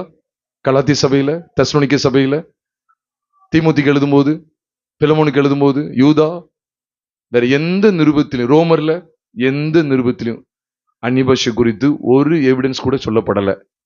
நான் தான் சொல்றேன், இப்பதான் நமக்கு எல்லாமே கோர்வையா கொடுக்கப்பட்டிருக்கு. அந்த காலத்துல கொரிந்தி சபைக்கு எத்தனை நிருபங்கள் போகும் சொல்லுங்க? கொரிந்தி நிருபம் மட்டும்தான் போகும், ஒரு நிருபம் தான் போகும். புரியுதா? எபேசு திருச்சபைக்கு எத்தனை நிருபம் போகும்? நம்மளே மாதிரி புதிய ஏற்பாடு பழைய ஏற்பாடு எல்லாம் சேர்ந்த மாதிரி புக்கா போகுமா? அந்த காலத்துல புதிய ஏற்பாடு எழுதப்படலை. பாத்துக்கங்க, முழுமையா சேர்த்து எழுதப்படலை. ஆங்காங்க எங்கெங்கயோ கிடக்கு, அப்படிதானே? அதை எடுத்து உள்ள சேர்த்து இப்ப நம்ம கையில இவ்வளவு இதா கிடைச்சிருக்கு. அது எங்கெங்கயோ குகைக்குள்ளேயோ ஏதோ புதருக்குள்ளேயோ கடந்ததுதான் தூக்கி தட்டி தூசியை தட்டி எடுத்து நம்ம சேர்த்து மொழிபெயர்த்து சேர்த்திருக்காங்க. அப்ப எபேசு சபைக்கு போகும்போது, எபேசு சபை பரிசுத்தம் பெற்ற சபை தானே என்ன? அப்ப அந்த சபை அந்நிய பாஷை குறித்து கேள்வியே படல, பக்தி விருத்தி அடையாம போயிட்டாங்களா? கொலோசை சபை, பிலிப்பு சபை பரிசுத்தாவியனை பத்தி ஒரு சான்று, ஒரு வெளிச்சம் கூட பரிசுத்தாவியனை பத்தி ஏதாவது கிடைச்சதா? உங்களுக்கு வெளிச்சம் உபதேசம் ஏதாவது கிடைச்சதா? அந்நிய பாஷை பேசுங்க, அது பேசுங்க, இது பேசுங்க, ஏதாவது வெளிச்சம் கிடைச்சதா? ஒன்னும் கிடைக்கல. அப்ப அவங்களாம் பக்தி விருத்தி அடையலையா? ஆவியில தேவனோட ரகசியம் பேசுற அனுபவத்தை இழந்தே போயிட்டாங்களா? அறியணும் பிரியமானவர்ல. ஏதோ ஒரு குறிப்பிட்ட இடத்துக்கு சொன்னதுனால நினைச்சிடாதீங்க. அந்த காலத்துல கொரிந்து சபையில கிட்டத்தட்ட 16 மொழி பேசக்கூடியவங்க சபையா கூடி வந்திருக்காங்க. நீ அந்நிய பாஷை குறித்து தவறான வியாக்கியானம் இன்னைக்கு ரீமா ராலான்னு சொன்னா, அப்ப நானும் பெந்தகோஸ்து சபை எவ்வளவு ஏமாத்தலாம் தெரியுமா? நம்ம நிறைய வசனங்களா, உண்மையில ஆண்டுடைய கிருபையினால சொல்றேன், நிறைய வசனங்களை தேவன் தந்திருக்கிறாரு. அதை வச்சுட்டு எவ்வளவு அடிச்சு விடலாம். கண்ணை மூடிட்டு உரிமா லஷந்து ரிபா கதுரி தெளிவா கதரா, இதோ நான் உனக்கு முன்னே போய் கோணலானவர்களை சபையாக்குவேன் என்று கர்த்தர் சொல்லுகிறா அப்படின்னு சொன்னாதான் போதுமே. ஐயோ, கூட்டம் எவ்வளவு கத்திரும் தெரியுமா? நான் நிறைய சம்பாதிக்கலாம். இது அதுக்கு அல்ல. வாய்க்கு வந்ததை உளறி நிறைய வசனங்களை தெரிஞ்ச நிறைய வசனம் அழகா சொல்லலாம், சொல்லிக்கிட்டே போகலாம், 1 மணி நேரம் பேசலாம். இதை சொல்லி சொல்லி சொல்லி சொல்லி வசனம் சொன்னா அவ்வளவு உச்சாங்க அடைஞ்சிரும். அவர் முடிஞ்சோன்னு பாஸ்டர்ட்ட சொல்லிட்டு போயிடுவாங்க, ஐயா தயவுசெய்து உங்களை கூப்பிடுங்க, எனக்கு ஏற்ற மாதிரியாண்டு பேசினாங்க. மத உரிமை இல்லைனா சந்தலுபோ, இதோ அந்த சபையினுடைய கடைசி பகுதியில் இருக்கிற ஒரு சகோதரி திரும்ப திரும்ப ஆண்டு காண்பிக்கிறார். மருதுடி மினா சந்து கதா கிதிலிபி கதா தூ ததா திதிலிபி சந்தலுபோ, இதோ திரும்ப திரும்ப காண்பிக்கிறார். இத்தனை லட்சம் கடனோடு இருக்கிறாய், வீடு கட்ட முடியவில்லை என்று நினைக்கிறாய், மருமனா சுந்து துது கிதிலிபா கரோ தலபலா. கேவலமா இருக்குங்க. எவ்வளவு துணிச்சல் தேவனை அசட்டு பண்றதுக்கு. அன்னைக்கு ஆதி அப்போஸ்தலர் 2 எல்லாருக்கும் புரிஞ்சுது. அப்படின்னு என்ன தெரியுமா? இவர்கள் பேசுறது அவங்களுக்கு புரியல, ஆனா இந்த பேசின லாங்குவேஜ், அறியப்பட்ட மொழி அப்படிங்கிறத அறியாது இருக்க வேண்டாம். அறியப்பட்ட மொழி உண்மையா பொய்யாங்க? 16 அந்த காலத்துல 16 நாட்டவர் வந்து கொரிந்து சபையில் இருந்தாங்களாம். அதனாலதான் அந்த சபையில இருந்தவங்க அவங்கவுங்க தேவனை துதிக்காங்க. இப்ப நம்ம எல்லாரும் இருக்கோம், ஒரு 20-21 பேர் இருக்கோம்னு வச்சுக்கோங்களேன். 21 பேருமே வேற தேசத்துல உள்ளவங்க. Germany, France, London, America, India, இப்படி சொல்லி பல தேசத்தை, சுவிட்சர்லாந்து சொல்லி பல தேசத்துல உள்ளவங்க இருக்குன்னு வச்சுக்கோங்களேன். பல தேசமோ அல்லது பல மாநிலங்களோ. இப்போ கோவா அப்படின்னா கொங்கினி தான் பாஷை, மகாராஷ்டிரா மராத்தி, குஜராத்தி, பீகார், அங்க வந்து பல பாஷைகள் இருக்கு. டயலக்ட்னு சொல்லுவாங்க. டயலக்ட்னு ஒரு வார்த்தை ஆங்கிலத்தில் உண்டு. டயலக்ட் அப்படின்னா லோக்கல் லாங்குவேஜ். அதுல எவ்வளவோ இருக்கு. இப்போ நீங்க எல்லாரும், இப்போ நீங்க ஒருத்தர் வந்து கர்த்தரை ஸ்தோத்திரிக்காங்க, சத்தமா ஸ்தோத்திரிக்காங்க. இப்போ நீங்க கொங்கினி பாஷையில ஸ்தோத்திரிக்காருன்னு வச்சுக்கோங்களேன், யாருக்காவது விளங்குமா? யாருக்கும் விளங்காது. அதான் சொல்றாரு, நீ இந்த ஆவியில, உன் ஆவிக்கு தெரியுது, ஆவியில நீ பேசிட்டு இருக்கப்பா. ஏன்னா ஆவியில தானே, நம்ம ஆவியில தெரியும். இப்ப நான் ஒண்ணு பேசுறேன்னு வச்சுக்கோங்களேன், அது ஆவியில தெரியும். மற்றவங்களுக்கு கருத்து பயனற்றதா இருக்கும். அதான் பவுல் சொல்றாரு, உனக்கும் தேவனுக்கும் தெரிய பேசு. தனக்கும் தேவனுக்கும், நல்லா கவனிக்கணும், தனக்கும் தேவனுக்கும். ரீமாமா லலாபலாங்கிறதுலாம் வந்து தனக்கே தெரியாது, தேவனுக்கும் தெரியாது. தனக்கும் தேவனுக்கும் தெரிய பேசக்கூடாது. உங்களுக்கு தெரியும் லாங்குவேஜ் கொங்கினி, உங்களுக்கு தெரியும், எங்களுக்கு எல்லாருக்கும் தெரியாது. உங்களுக்கும் தெரியும், தேவனுக்கும் தெரியும். பாஷைகளின் நாயகர் அவரு தான். அப்போ உனக்கு பக்தி உண்டாக நீ பேசிக்க, சபையில பேசாத அப்படின்னு சொல்றாரு. ஒன்று தெரிஞ்சுக்கங்க பிரியமானவர்ல, நேரம் சுருக்கமாக நான் கொஞ்சம் வேகமா போறேன். 1 கொரிந்தியர் 14வது அதிகாரம் முழுக்க நீங்க வாசிச்சு பாருங்க. கிட்டத்தட்ட 9 இடங்கள்ல சபையினுடைய பக்தி விருத்தி குறித்தும் பேசுறாரு. சபைங்கிற பதம் 9 நேரம் வருது. எதுக்கு இது சொல்றேன்னா, நீங்க அதுக்கு மேலேயும் இருக்கு. எதுக்கு சொல்றேன்னா, சபைக்கு பக்தி விருத்தி அடையறத குறித்து அவர் பேசிக்கிட்டு இருக்கிறாரு. தனி மனிதனுடைய பக்தி விருத்தியின் தேவையை பொறுத்து பேசவே இல்லை அவரு. உடனே கேட்பாங்க, அந்நிய பாஷைங்கிறது ஏதோ ஒரு பாஷை இருக்கா இல்லையா, ஏதாவது இருக்குதா இல்லையாங்க கேட்டா, இது உண்மையிலேயே சொல்றேன், இது அந்நிய பாஷை அப்படிங்கிறது எல்லாத்துக்கும் மொழி இருக்குதான். அதுதான் 1 கொரிந்தியர் 14 சொல்றார். எல்லாத்துக்கும் மொழி இருக்கு. புல்லாங்குழல் கூட அதுக்கு ஒரு ஐடென்டிபிகேஷன் இருக்கு. புல்லாங்குழல் எப்படி இருக்கும்? இப்ப நீங்க கிட்டார் வாசிங்கன்னா அதுக்கு ஒரு ஐடென்டிட்டி இருக்கா இல்லையா? கிட்டார் இந்த மாதிரி தான் இருக்கும். நீங்க கிட்ட நின்னு பார்க்கணும்னு அவசியம் இல்லை. கிட்டாரை பார்த்து அறியணும் இல்லை. நம்ம போய்கிட்டு இருக்கும்போது எங்கேயோ இடத்துல கேட்கறது கூட நமக்கு தெரியும். பேடு வாசித்தா டம்னு அடிக்கிறது, ட்ரம் வாசித்தா எப்படி இருக்கும்? எல்லாத்துக்குமே அர்த்தம், அதுக்கு அடையாளம்னு ஒண்ணு இருக்கு. ஆனா இன்னைக்கு பேசிட்டு திரியிறாங்களே, இதுக்கு ஒரு அடையாளமும் கிடையாது, ஒரு அர்த்தமும் கிடையாது. எனக்கு அதான் பார்க்க எப்படி இருக்குன்னா, இடையில சொல்லியிருக்கேன், நரகத்துல கூட இடம் இருக்குமான்னு எனக்கு தெரியல. அவனே வேண்டான்னு சொல்லிடுவான்னு நினைக்கிறேன். உங்க அருவருப்பை கொண்டு வர்றதுக்கு இந்த இடம் கூட எனக்கு அவ்வளவு, இந்த இடத்துல கூட உனக்கு லாக்கி கிடையாதுப்பா அப்படின்னு சொல்லிடுவானோன்னு பயமா இருக்கு. அவ்வளவு மோசம் பிரியமானவர்ல.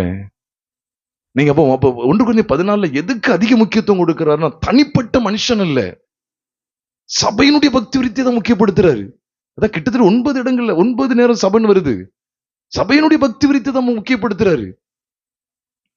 அதனாலதான் அவர் சொல்லிக் கொடுக்கிறாரு, அர்த்தம் சொல்லலைன்னா சபையில பேசாத அப்படின்னு சொல்லிட்டாரு. சபைக்கு பக்தி விருத்தி உண்டாகணும்னா அர்த்தம் சொல்லணும். தீர்க்கதரிசனம் சொல்றது அவனிலும் மேன்மை உள்ளவன்னு சொல்லி தீர்க்கதரிசன வரத்தை தான் அதிகம் முக்கியப்படுத்துறார். அப்ப 1 கொரிந்தியர் 14 ஆரம்பிக்கும் போது எப்படிதான் இருக்கு? அன்பை நாடுங்கள் தான் வர்றாரு. ஏன்னா 13வது அதிகாரம் முழுக்க அன்பை பத்தி பேசுறாரு. அன்பு, விசுவாசம், நம்பிக்கை, அன்பு 3 நிலைத்து இருக்கிறது. இவைகளில் எது பெரியதான்? அன்பே பெரியது. அன்பு குறித்து பேசிட்டு அதுக்கப்புறம் தான் அந்த அன்பை கொண்டு வர. அந்த அன்பு எதுங்க? அன்பு இதான் மற்றவர்களுக்கு பக்தி விருத்தி உண்டாகணும். அதுதான் அன்பு. அதை பத்தி தான் பேசுறாரு, அழுத்தம் கொடுக்கிறாரு. 1 கொரிந்தியர் 13வது அதிகாரம் முதல் 2 வசனங்களை வாசிக்க கேட்கலாம். தூதர் பாஷை, மனுஷர் பாஷை எல்லாம் வருது. நான் மனுஷர் பாஷைகளையும் தூதர் பாஷைகளையும் பேசினாலும் அன்பு எனக்கு இராவிட்டால் சத்தமிடுகிற வெண்கலம் போலவும் ஓசையிடுகிற கைத்தாளம் போலவும் இருப்பேன். இதை பார்த்துட்டு சில சொல்லுவாங்க, அப்ப மனுஷர் பாஷைன்னு ஒண்ணு இருக்கு, தூதர் பாஷைகள் இருக்கு பிரதர். அப்போ மனுஷர் பாஷைங்கிறது மனுஷங்க லாங்குவேஜ் இருக்குல்ல, மனுஷர் லாங்குவேஜ், தூதர் பாஷைகள் இருக்கு, அதனால அது வேற இது வேற அப்படின்னு சொல்லுவாங்க. ஆமா, வேற வேற தானே. அவங்க என்ன லாங்குவேஜ்ல பேசுவாங்க? தமிழ்லயே பேசிட்டு இருப்பாங்க. ஆண்டு விட்டு பேசுறது அது கம்யூனிகேஷனுக்கு இன்னொரு லாங்குவேஜ் இருக்கு. ஆனா மனுஷர் பாஷை, தூதர் பாஷையில் நான் பேசினாலும், நான் மனுஷர் பாஷையும் தூதர் பாஷைகளையும் பேசினாலும் சொல்றதுனால, அப்ப நான் பேசினாலும் சொல்லும் போது பவுல் என்ன சொல்ல வர்றாரு? நான் மனுஷர் பாஷையும் தூதர் பாஷையிலும் பேசுறேன், நான் பேசினாலும் எனக்கு இது வேணும்ல அப்படி சொல்றான்னு நினைக்காங்க. உண்மையில அந்த அர்த்தம் அது கிடையாது. நான் மனுஷர் பாஷையிலும் தூதர் பாஷையிலும் பேசினாலும் அப்படிங்கிறது அந்த அர்த்தம் கிடையாது. சரி, அந்த அர்த்தம் அப்படின்னா அதுக்கு அடுத்த வசனத்துல 3ஆம் வசனத்துல, எனக்கு உண்டான யாவற்றையும் நான் அன்னதானம் பண்ணினாலும் என் சரீரத்தை சுட்டரிக்கப்படுவதற்கு கொடுத்தாலும், அவர் ஏதாவது எனக்கே கொடுத்திருக்காரு. அப்படி இது இமேஜினேட்டிவ், ஃபிகரேட்டிவா தான் சொல்லப்பட்டிருக்கு. இது எதுக்காக சொல்லப்பட்டிருக்குன்னா, சகல மலைகளையும் பெயர்க்கத்தக்க விசுவாசம் எனக்கு இருந்தாலும் சொல்றாரு. அப்ப அவர் மலைகள் எல்லாம் பெயர்ப்பாரா? சில சொல்லுவோம் தெரியுமா, நான் மட்டும் பிரின்சிபலா இருந்தேன், நான் மட்டும் பிரைம் மினிஸ்டரா இருந்தேன், இதெல்லாம் கொண்டு வந்துருவேன், இந்த மாதிரி சட்டங்கள்லாம் கொண்டு வந்துருவேன். பிரைம் மினிஸ்டரா இருந்தாலும் நான் இருந்தால், அப்ப நான் கேட்கிறேன், இவர் உண்மையிலே தூதர் பாஷையை பேசினாரு உண்மை அப்படின்னா தன்னுடைய உடலை சுட்டரிக்க ஒப்பு கொடுத்துருக்கணும்ல, கொடுத்தாரா? இல்லையே. நம்ம பேர்வதியே சொல்லுவோம் தெரியுமா, நான் மட்டும் இப்படி இருந்தா நான் இதை செஞ்சிருப்பேன் அப்படின்னு சொல்லுவாங்க தெரியுமா. அதைத்தான் அவர் சொல்ல வர்றாரு. அவருக்குள்ள எல்லாத்தையும் அன்னதானம் போட்டாரா? சொல்லுங்க, அன்னதானம் போட்டாரா? எல்லாத்தையும் வித்து சாப்பாடுக்குன்னே கொடுத்தாரு, அன்னதானம் தூங்கி கொடுத்தாரு. அன்னத்தை தானம் பண்றதுக்கு, சாப்பாடை வாரி வழங்குறதுக்கு தன்னுடைய சொத்துக்களை எல்லாத்தையும் வித்தாரா? அப்படி ஏதாவது ஒரு எவிடன்ஸ் இருக்கா? அவர் சொல்றாரு, எனக்கு உண்டான யாவற்றையும் நான் அன்னதானம் பண்ணினாலும், அப்போ நான் மனுஷர் பாஷைகளும் தூதர் பாஷைகளை பேசினாலும், அப்ப அது உண்மைன்னா அப்ப இது உண்மை தானே. இதுதான் நீங்க சரியா கவனிக்கணும்னு சொல்றேன். தூதர் பாஷைகளை அவர் ஒன்றும் பேசிக்கிட்டுலாம் இல்லை. அப்ப பவுல் என்ன சொல்றாருன்னா, நான் அந்நிய பாஷைகளில் 10,000 அந்நிய பாஷைகளை பேசினாலும் நான் கருத்தை பேசுகிற 5 வார்த்தை பயனுள்ளதுன்னு ஏன் சொல்ற அப்படின்னா, அவருக்கு நிறைய லாங்குவேஜ் தெரியும், அவருக்கு நிறைய மொழிகள் தெரியும். அந்த மொழியில நிறைய வார்த்தைகளை பேசுவார், நிறைய வார்த்தை, 1000கணக்கா பேசுவார், 10,000 கணக்கா அவர் பேசுவார். அவர் நிறைய மொழிகளை படித்த மனிதர், படித்தவர், நிறைய மொழியில கற்றிருந்தார். ஆனா அவர் என்ன சொல்றாரு, சபைக்கு இங்க படிப்பறிவு கம்மியா இருக்கிறாங்க, அவங்களுக்கு என்ன பேசுறா புரியுமோ அதைத்தான் பேசுவோம்னு சொல்றாரு. அதான் சில இடத்துல பாருங்க, எபிரேய பாஷை நிப்பாட்டு கிரேக்க பாஷையில பேசுவார். சில இடத்துல கிரேக்க பாஷையில எபிரேய பாஷையில பேசுவார், அங்க அமைதல் உண்டாகும். ஏன்னா யூதர்களுக்கு மத்தியில எபிரேய பாஷை பேச ஆரம்பிச்சிருவாரு. புரியுதா? இதான் அந்த அந்நிய பாஷனுடைய ரகசியமே ஒழிய நீங்க வீணான காரியங்களுக்கு இடம் கொடுத்துறாங்க. உடனே கேட்டா சொல்லுவாங்க, அந்நிய பாஷையில பேசுறதுக்கும் தடை பண்ணாதீர்கள் மட்டும். ஆமா, தடை பண்ணாதீங்க. வெளிநாட்டுல இருந்து யாராவது உள்ள வந்தாங்கன்னா அவங்களை உணர்த்துவீங்க. ஆங்கிலம் உங்களுக்கு தெரியுது இல்ல? இது நம்ம சபையாருக்கு இப்போ ஒரு உதாரணம் சொல்லணும், எனக்கு ஆங்கிலம் தெரியும் அப்படின்னா உங்களுக்கு யாருக்கு தெரியலன்னு வச்சுக்கோங்க. ஒரு உதாரணத்துக்கு வெளிநாட்டுல இருந்து வர்றாரு அப்படின்னா, இப்போ ஒருத்தர் தமிழ்ல சொல்லும்போது நான் அவருக்கு வியாக்கியானம் இங்கிலீஷ்ல பண்ணிட்டே இருப்பேன். இந்த இங்கிலீஷ் உங்க எல்லாருக்கும் அந்நியம் தான், அந்நிய மொழி தான். ஆனா இது யாருக்கு கருத்தா இருக்கும்? இந்த வெளிநாட்டுல இருந்து வந்தாரு இவருக்கு கருத்தா இருக்கும். இங்க வியாக்கியானம் பண்ண பண்ண அவர் உணர்த்திக்கப்பட்டுக்கிட்டே இருப்பார். அதனால அந்நிய பாஷை அப்படிங்கறத குறித்து குழப்படையாதீங்க. அன்பை குறித்து பேசிக்கிட்டே வரும்போது என்ன சொல்றாரு நீங்க கவனிச்சு பாத்தீங்களா? நம்முடைய அறிவானாலும் குறைவுள்ளது. அழகா சொல்றாரு, அந்நிய பாஷைகளானாலும் ஓய்ந்து போகும். 1 கொரிந்தியர் 13வது அதிகாரம் 8வது வசனத்துல அன்பு ஒரு காலும் ஒழியாது, தீர்க்க தரிசனங்கள் ஆனாலும் ஒளிந்து போகும், அந்நிய பாஷைகள் ஆனாலும் ஓய்ந்து போகும், அறிவானாலும் ஒளிந்து போகும். ஏன்னா பாஷைகள் வந்து மாறி மாறி போய்கிட்டு இருக்கு, நிறைய ஒளிஞ்சு போயிருக்கு. பழைய இங்கிலீஷ் எல்லாம் இப்ப கொண்டு வர முடியாது, பழைய மீனிங்லாம் இப்ப புதுசு மாறி இருக்கும்.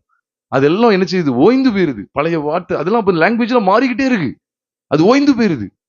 13ஆம் நூற்றாண்டு வரைக்கும் பயன்படுத்தப்பட்ட இங்கிலீஷை நீங்க இப்ப பயன்படுத்த முடியாது, அதிகம் பயன்படுத்த முடியாது. நிறைய வேர்ட்ஸ் மாறிட்டா மாறலையா? மாறி இருக்கு. ஒரு உதாரணத்துக்கு சொல்றேனே, ஒரு உதாரணத்துக்கு ரயட்னு ஒரு வார்த்தை இருக்கு. அந்த ரயட்டுங்கிற வார்த்தை நீங்க அந்த காலத்துல உள்ள வார்த்தையை பாத்தீங்கன்னா, ரயட்டுக்கு பெருந்தினிக்காரன் அர்த்தம். அதிகமா சாப்பிட்டுக்கிட்டு இருப்பான் பெருந்தினிக்காரன். ஆனா அந்த ரயட் இன்னைக்கு நீங்க எடுத்தீங்கன்னா கலவரம்னு அர்த்தம். ஸ்ட்ராங் கமோஷன், கலவரம், கலவரத்துக்கு ரயட். அப்படி அன்னைக்குள்ள மொழியை பாத்தீங்கன்னா ரயட்டுங்கிறதுக்கு கலவரம் கிடையாது, அன்னைக்கு அர்த்தம் வேற. அப்ப மாறுது, மொழி மாறிட்டே இருக்கு. அதான் சொல்றாரு, அந்நிய பாஷைகள் ஆனாலும் ஓய்ந்து போம். அதான் சொல்லிட்டு என்ன சொல்றாரு, நம்முடைய அறிவு குறைவுள்ளது. இப்ப கொண்டு வந்துட்டாரு அறிவு, இந்த அறிவு கொண்டு வந்துட்டாரா? பாஷையில இருக்கிற இந்த அறிவை கொண்டு வந்துட்டாரா? அறிவு குறைவுள்ளது, நாம் தீர்க்கதரிசனம் சொல்லுதலும் குறைவுள்ளது. ஏன் இங்க அறிவு கொண்டு வர்றாரு? அதான் நாவு, லாங்குவேஜ்ல குறைவுபட வாய்ப்பு இருக்கு. ஆனா நான் கூட சில நேரம் ஃபீல் பண்ணி சொல்லுவேன், ஒய்ஃப்ட்ட கூட சொல்லியிருக்கேன்.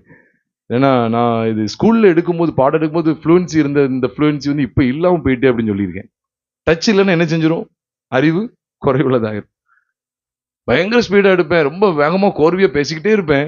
ஆனா இப்ப எனக்கு கொஞ்சம் ஸ்ட்ரகிள் ஆகுது, கொஞ்சம் ஸ்டம்பிள் ஆகுறேன், ஸ்டாமர் ஆகுது. ஏன்னா அறிவு என்னது? நம்முடைய அறிவு குறைவுள்ளது. அந்நிய பாஷை எதையோ நினைச்சிடாங்க, தூதர் பாஷை அப்படின்னு சொல்லி பவுல் பேசலாம் நினைக்காங்க. பவுல் தூதர் பாஷை பேசினாலும் சொன்னா எனக்கு உண்டான எல்லாத்தையும் அன்னதானம் கொடுத்தாலும் சொல்றாரு. அப்ப அன்னதானம் கொடுத்தது உண்மையா? போ, அவர் உதாரணத்துக்கு சொல்றாரு. இப்படிலாம் செஞ்சாலும் அன்பு இல்லைன்னா ஒரு பிரோஜனம் இல்லை. அப்போ தூதர் பாஷையை பேசினாலும் என்ன பிரோஜனம் அப்படின்னு சொல்றாரு. அதுக்காக உடனே தூதர் பாஷையை பேசிட்டாரு உடனே. அப்ப அவருடைய உடலை சுட்டரிக்க ஒப்பு கொடுத்தாரு, ஏத்துக்கிடுவீங்களா? அதை சத்தியத்தை விட்டு விலகி போயிடும். நம்பிரியமானவர்கள, நாலே இடத்துலதான் அந்நிய பாஷையில் பேசுனது வருது நிகழ்வுகளா. வேற யாருமே அந்நிய பாஷை பேசுனதா எந்த சரித்திர குறிப்பும் கிடையாது. வேற எந்த சபைக்கு அந்நிய பாஷை குறித்த சத்தியங்கள் வெளிப்படுத்தப்படவே இல்லை. காரணம் ஏன் கொரிந்து சபையில் அப்படின்னா, கொரிந்து சபையில அன்றைக்கு மொழி பிரச்சனை இருந்துச்சு. நீங்க தாராளமா சரித்திரத்தை பார்க்கலாம். கொரிந்து அந்த காலத்துல வாணிபத்துக்கு பேர் போனது ட்ரேட்மார்க். ட்ரேடுக்கு ரொம்ப பேர் போனது, வாணிபத்துக்கு.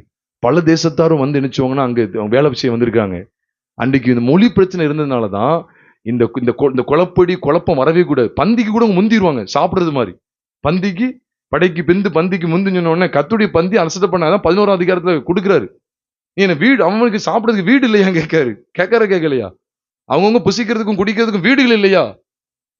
ஒருத்தரா போங்க, நிதானமா இருங்க ஐயா அப்படின்னு சொல்றாரு. முந்திக்கிட்டு இருக்கீங்களா? அவங்கவுங்க சாப்பிடணும், நீ அங்க போ. நீ இங்க வந்து சாப்பிடுறதுக்கு பசி ஆத்திருக்குங்க, நீங்க இது கர்த்தருடைய சரீரம் அப்படின்னு சொல்லி நிதானம் தெரிய சொல்றாரு. 11ஆவது அதிகாரத்துல 12 அதிகாரத்துல வரங்களை குறித்து விவரித்து பேசுறாரு.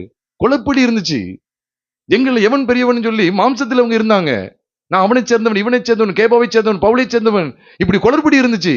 14 அதிகாரத்துல மொழியிலையும் பிரச்சனை இருந்தது. அதான் அவன் சொல்லிட்டாரு, நீங்க மொழியை குறித்து உங்களுக்கு சந்தேகம் இருந்ததுன்னா அந்நிய பாஷை நாளே இடத்துல தானே பேசப்பட்டிருக்கு. சரி, நான் ஒண்ணு கேட்கிறேனே, இது ஒரு அப்போஸ்தலர் 2ஆம் அதிகாரத்தை அந்நிய பாஷைன்னு சொல்லியிருந்தாங்க. சரி இருக்கட்டும், பாஷைகளை பேசினாங்கல்ல, நீங்களும் பாஷை பேசுறீங்கல்ல. சரி, உங்க இடத்துக்கே வருவோமே. நீங்க ஏன் அவங்க செஞ்சதை ஏன் இன்னும் செய்ய மாட்டீங்க? நிலத்தையும் இடத்தையும் விற்க மாட்டீங்க? என்ன வீடு, சொந்த வீடெல்லாம் வித்து அப்போஸ்தலருடைய பாதத்துல வச்சாங்கல்ல. அப்போ ஆவியானவர் உங்களை பாஷை பேசுற அளவுக்கு நடத்திருக்கிறாரு. பாஷை பேசுறவங்க எல்லாம் வித்து வச்சுட்டாங்களே, அதுக்கு உங்களை ஏன் நடத்தல? அதுல மட்டும் ஏன் பிரேக் ஆயிடுறீங்க? அது மட்டும் விட முடியாது. இஷ்டத்துக்கு பேசி திரிவோம். பிரியமானவர்களே, அவரவர் நம்முடைய ஜென்ம பாஷையில கேட்க, தேவனுடைய மகத்துவங்களை பேச கேட்கிறோமேன்னு சொல்லும்போது புரிந்து கொள்ளுதல் இருந்தது. இவர்களுக்கு பேசுறவங்களுக்கு புரியாது, அவங்க என்ன பேசன்னு தெரியல. ஆனா கேட்கிறவங்களுக்கு இது புரிந்த மொழி என்பதை மறந்து விடாதீங்க. இதைத்தான் கொர்நேலியு வீட்டுல நடக்கு. புறஜாதி யூதர் மட்டும் இல்ல, கொர்நேலியு வீட்டுல நடக்கும் போதுமே அவரவர் தேவனை புகழுகிறதை கேட்டாங்கன்னு போட்டிருக்கா போடலையா? தேவனை துதிக்கிறதையும் தேவனை புகழ்கிறதையும் அவர்கள் கேட்கிறாங்க. அப்படின்னா ஆவியானவர் அங்கேயும் வெளிப்படுத்துறார். ஏன்னா அன்னைக்கு மொழி பிரச்சனை இருந்துச்சு. மொழி அன்னைக்கு தெரியாது. இவன் எழுதியாம கொண்டு போக முடியும்? எழுதி கொண்டு போனா வாசிக்க தெரியாது. அவனுக்கு ஆனா சொல்லி கொடுக்கணும். கொர்நேலியு வீட்டுக்கு போனா எழுத படிக்க தெரியுமா? ஆட்களுக்கு தெரியுமா? தெரியாது. 300 வருஷத்துக்கு முன்னாலேயே பயங்கர திண்டாட்டம் மொழிக்கு. 2000 வருஷத்துக்கு முன்னால நீங்க சொல்லுங்க, நீங்க என்ன பாடசாலையா இருந்துச்சு? வித்தியாசாலை இருந்ததா? கல்வி சாலை எங்க இருந்துச்சு? பாவம். குருக்கள்கிட்ட போய் உட்கார்ந்து அவங்க என்ன சொல்றாங்களோ அதான் பாடம், அவங்களுக்கு அதான் சர்டிபிகேட். குரு நடந்தா அவங்க நடப்பாங்க, அவர் உட்கார்ந்துருவாங்க. தண்ணி எட்டு வா, இதான் பாடம், இதான் சர்டிபிகேட் அவங்களுக்கு. இல்ல என்னத்தை படிக்க முடியும்? என்னத்தையா 2-3 சொல்லி கொடுப்பார், அவ்வளவுதான். தயவு செய்து சத்தியத்தை விட்டு விலகிறாதீங்க பிரியமானவர்களே. சத்தியத்துல உறுதியாக நம்ம நிலைநிற்க ஒப்பு கொடுங்க. அதனால இந்த பாஷை இதெல்லாம் புரிந்து கொள்ளுதல உண்டாக்கிச்சு. 1 கொரிந்தியர் 14 நம்ம வாசிக்கும் போதும் கூட அங்கேயுமே அவர் என்ன சொல்றாரு தெரியுமா? நீங்க தீர்க்கதரிசனம் சொல்லதான் மேன்மையானவன் சொல்லிட்டு 7ஆம் வசனத்திலிருந்து சொல்றார். புல்லாங்குழல், சுரமண்டலம் முதல்ல எல்லாத்தையும் பார்த்தா இதெல்லாம் வாசிக்கப்பட்ட சத்தத்தை ஜனங்கள் கேட்டதை யுத்தத்துக்கு ஆயத்து பண்ண முடியும். 10ல சொல்றார், உலகத்தில் எத்தனையோ விதமான பாஷைகள் உண்டாயிருக்கிறது, அவைகளில் ஒன்றும் அர்த்தமில்லாத அல்ல. பாஷையின் கருத்தை நான் அறியாமல் இருந்தால் பேசுகிறவனுக்கு அந்நியனா இருப்பேன். பேசுகிறவனு எனக்கு எப்படி இருப்பான்? அந்நியனா இருப்பான். நீங்களும் ஆவிக்குரிய வரங்களை நாடுகளானபடியால் சபைக்கு பக்தி விருத்தி உண்டாக்கத்தக்கதாக அவைகளில் தேர்மொழி நாடுங்கள். அந்தபடி அந்நிய பாஷையில் பேசுகிறவன் அதன் அர்த்தத்தையும் சொல்லத்தக்கதாக என்ன செய்யணும்? விண்ணப்பம் பண்ணணும். ஆண்டவரே, நான் இது பாஷையில பேசுறேன், அந்நிய பாஷையில பேசுகிறவன் அதன் அர்த்தத்தையும் சொல்லத்தக்கதாக விண்ணப்பம் பண்ண வேண்டும். ஜனங்களுக்கு சொல்லிக் கொடுக்கணும். நான் ஏதோ இப்ப இங்கிலீஷ்ல டக்கு டக்குன்னு பேசிட்டு போறது கிடையாது, அதை நான் சொல்லணும். அதனாலதான் அர்த்தம் சொல்லுகிறவன் இல்லாவிட்ட 2 அர்த்தத்துல சொல்றாரு.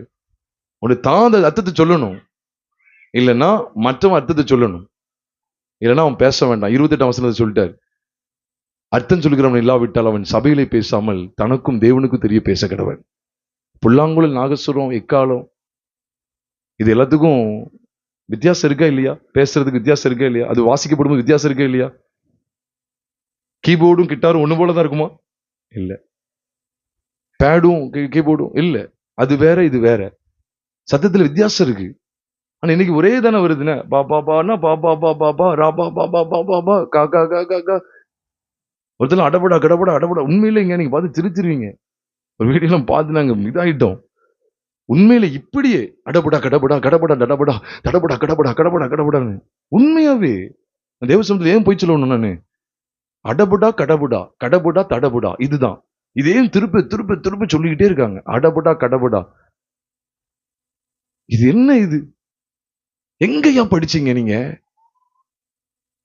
தயவு செய்து சொல்ல, வஞ்சிக்கு போட்டுறாங்க பிரியமானவர்களே. அதான் முதலே சொல்லிட்டேன், இந்த சத்தியத்தை கேட்கும்போது நான் போயிட்டு இருக்கிற சபையை விட்டு கூட வெளியே வர்றதுக்கு வெளியே வர வேண்டிய சூழ்நிலை கூட ஏற்பட்டாலும் படலாம். நான் அதுக்கு பொறுப்பு. அதுக்கு எதுக்குமே நான் இதுக்கு ஆளாகல. இந்த வசனத்தின் அடிப்படையில் சொல்றேன், தயவு செய்து நீ பாஷைன்னு சொல்லி என்னெல்லாமோ பேசிட்டு இருக்காங்க பிரியமானவர்களே. அப்ப இந்த கொரிந்தியர் 14 சொல்லும் போது எதுக்காக சொல்ல வந்தாருன்னா, நீங்களே யோசித்து பாருங்க. 1 கொரிந்தியர் 14:22 கவனிச்சிருக்கீங்களா? அந்நிய பாஷைகள் விசுவாசிகளுக்கு அடையாளமா இராமல் அவிசுவாசிகளுக்கு அடையாளமா இருக்குதான். யாருக்கு தான் அடையாளம்? அவிசுவாசிக்கு தான் அடையாளம். விசுவாசிக்கு அடையாளம் கிடையாதுன்னு சொல்லிட்டாரு. அப்ப அவிசுவாசிக்கு எப்படி அடையாளமாக்குறது? விசுவாசிக்கு புரிய மாட்டேங்குது. கப கப கபன்னு பேசுறது விசுவாசி கூட்டத்துக்கு புரியல. அப்ப இது அவிசுவாசிக்கு அடையாளம்னு நீங்க சொல்லுங்க. அப்போ அவிசுவாசி மத்தியிலே பேசுவோமா? கிராமங்கள்ல போய் இத ஒரு பாட்டு வேற. இப்போ ஒரு முறை நான் கேட்டேன், தந்தாளி துதிப்புங்கிற பாட்டு பாருங்க.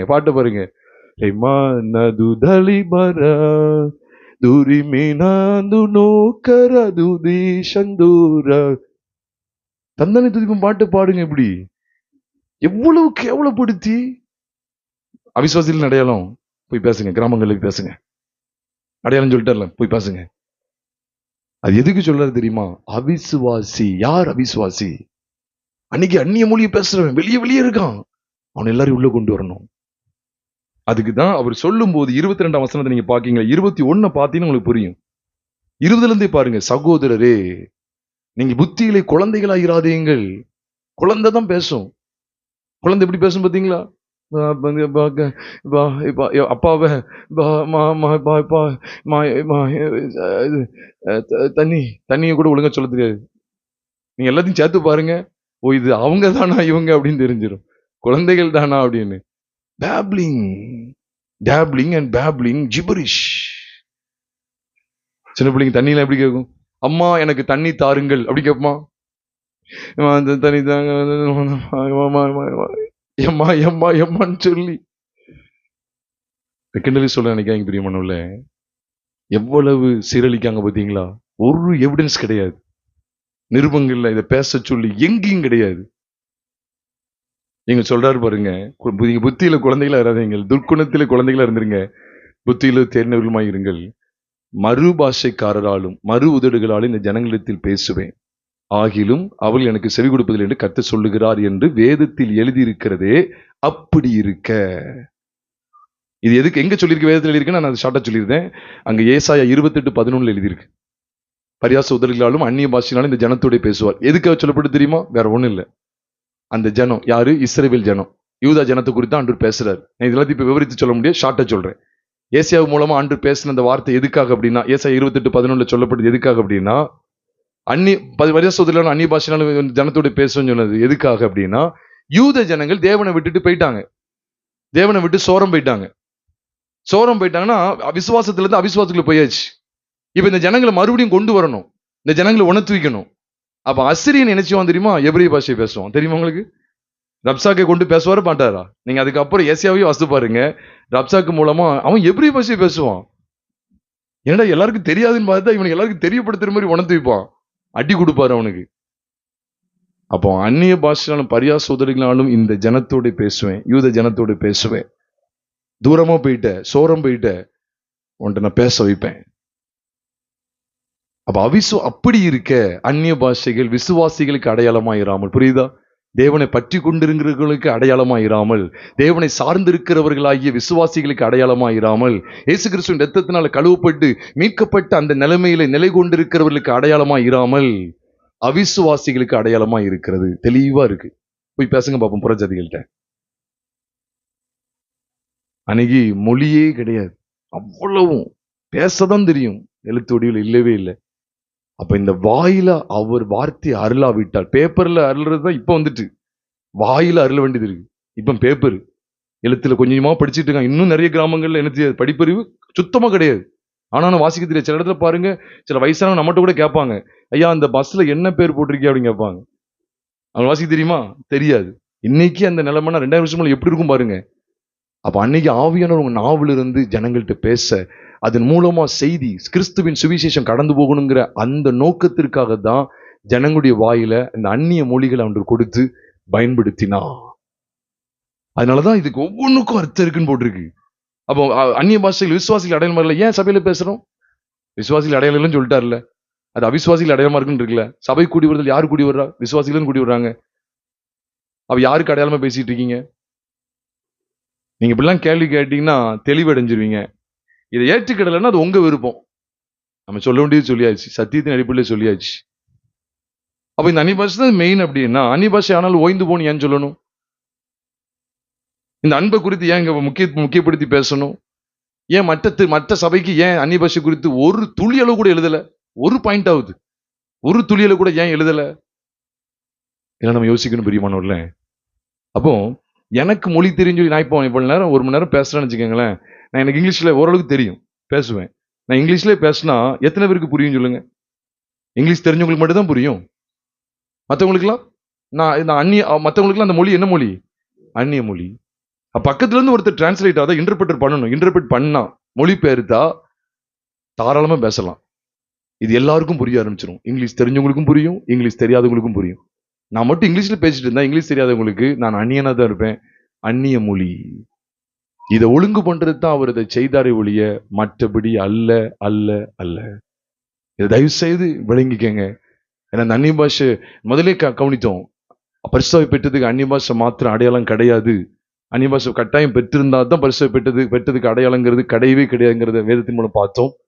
அந்நிய பாஷை நான் என்னங்கிறதையும் பார்த்தாச்சு. இந்த சத்தியத்தை தாண்டி வெளியில போகாதீங்க பிரியமானவர்களே. இதை தாண்டி வெளியில போக வேண்டாம். இதை தாண்டி வெளியே போக வேண்டாம். வேற எந்த சந்தேகம் இருந்தாலும் தாராளமா கேளுங்க. ஆனா சத்தியத்தை விட்டு வேற நான் ஏதோ செஞ்சு காமிச்சனால ஒரு மாதிரி நினைச்சிடாங்க, கிண்டல் பண்ற நினைச்சிடாங்க. நீங்க அதுதான் நடக்கு. பாவர் திருப்பி திருப்பி போட்டு ரா பா கா மா இப்படியே மாத்தி மாத்தி போட்டு இவங்களா உன்னை கண்டுபிடிச்சு சொல்லிட்டு கேட்ட ஆவியில நிறையன்னு சொல்றாங்க. கொஞ்ச நேரத்துல சத்தம் வரும், இப்படி வரும். ஏன்னா நீ மூச்சு விடாம சொன்னா வரதான் செய்யும். நீ ராபாக்கான்னு சொல்றது மட்டும் இல்ல, வேகமா வசனத்தை வாசித்து பாருங்க பாப்போம், சைங்க வரதான் செய்யும். மூச்சு இழுத்து இழுத்து விடதான் செய்யும். அதுக்காக உடனே இது பிரசன்ஸ் சொல்லிடுது. நான் அப்படிதான் நினைச்சிட்டு இருந்தேன். பேசும்போது வந்தோடனே உடனே இந்த பிரசன்ஸ், ஓ ஓ ஓ தேவனே, ஓ மூச்சு விடாம பேசினா பெரும் இலைக்குதான் செய்யும். உடனே இது ஒண்ணு பிரசன்ஸ். தண்ணி குடிப்பா முதல்ல. மூச்சு விடாம பேசினா அந்த பிரசன்ஸ் பாருங்க. இப்படி இழைச்ச உடனே ஆவியில் எங்கேயோ போயிட்டாங்களா, எங்கேயும் போகல, இழைச்சிருக்க தண்ணி குடி சரியாயிரும் கொஞ்ச நேரத்துல. கவனமா இருங்க பிரியமானவர்களே.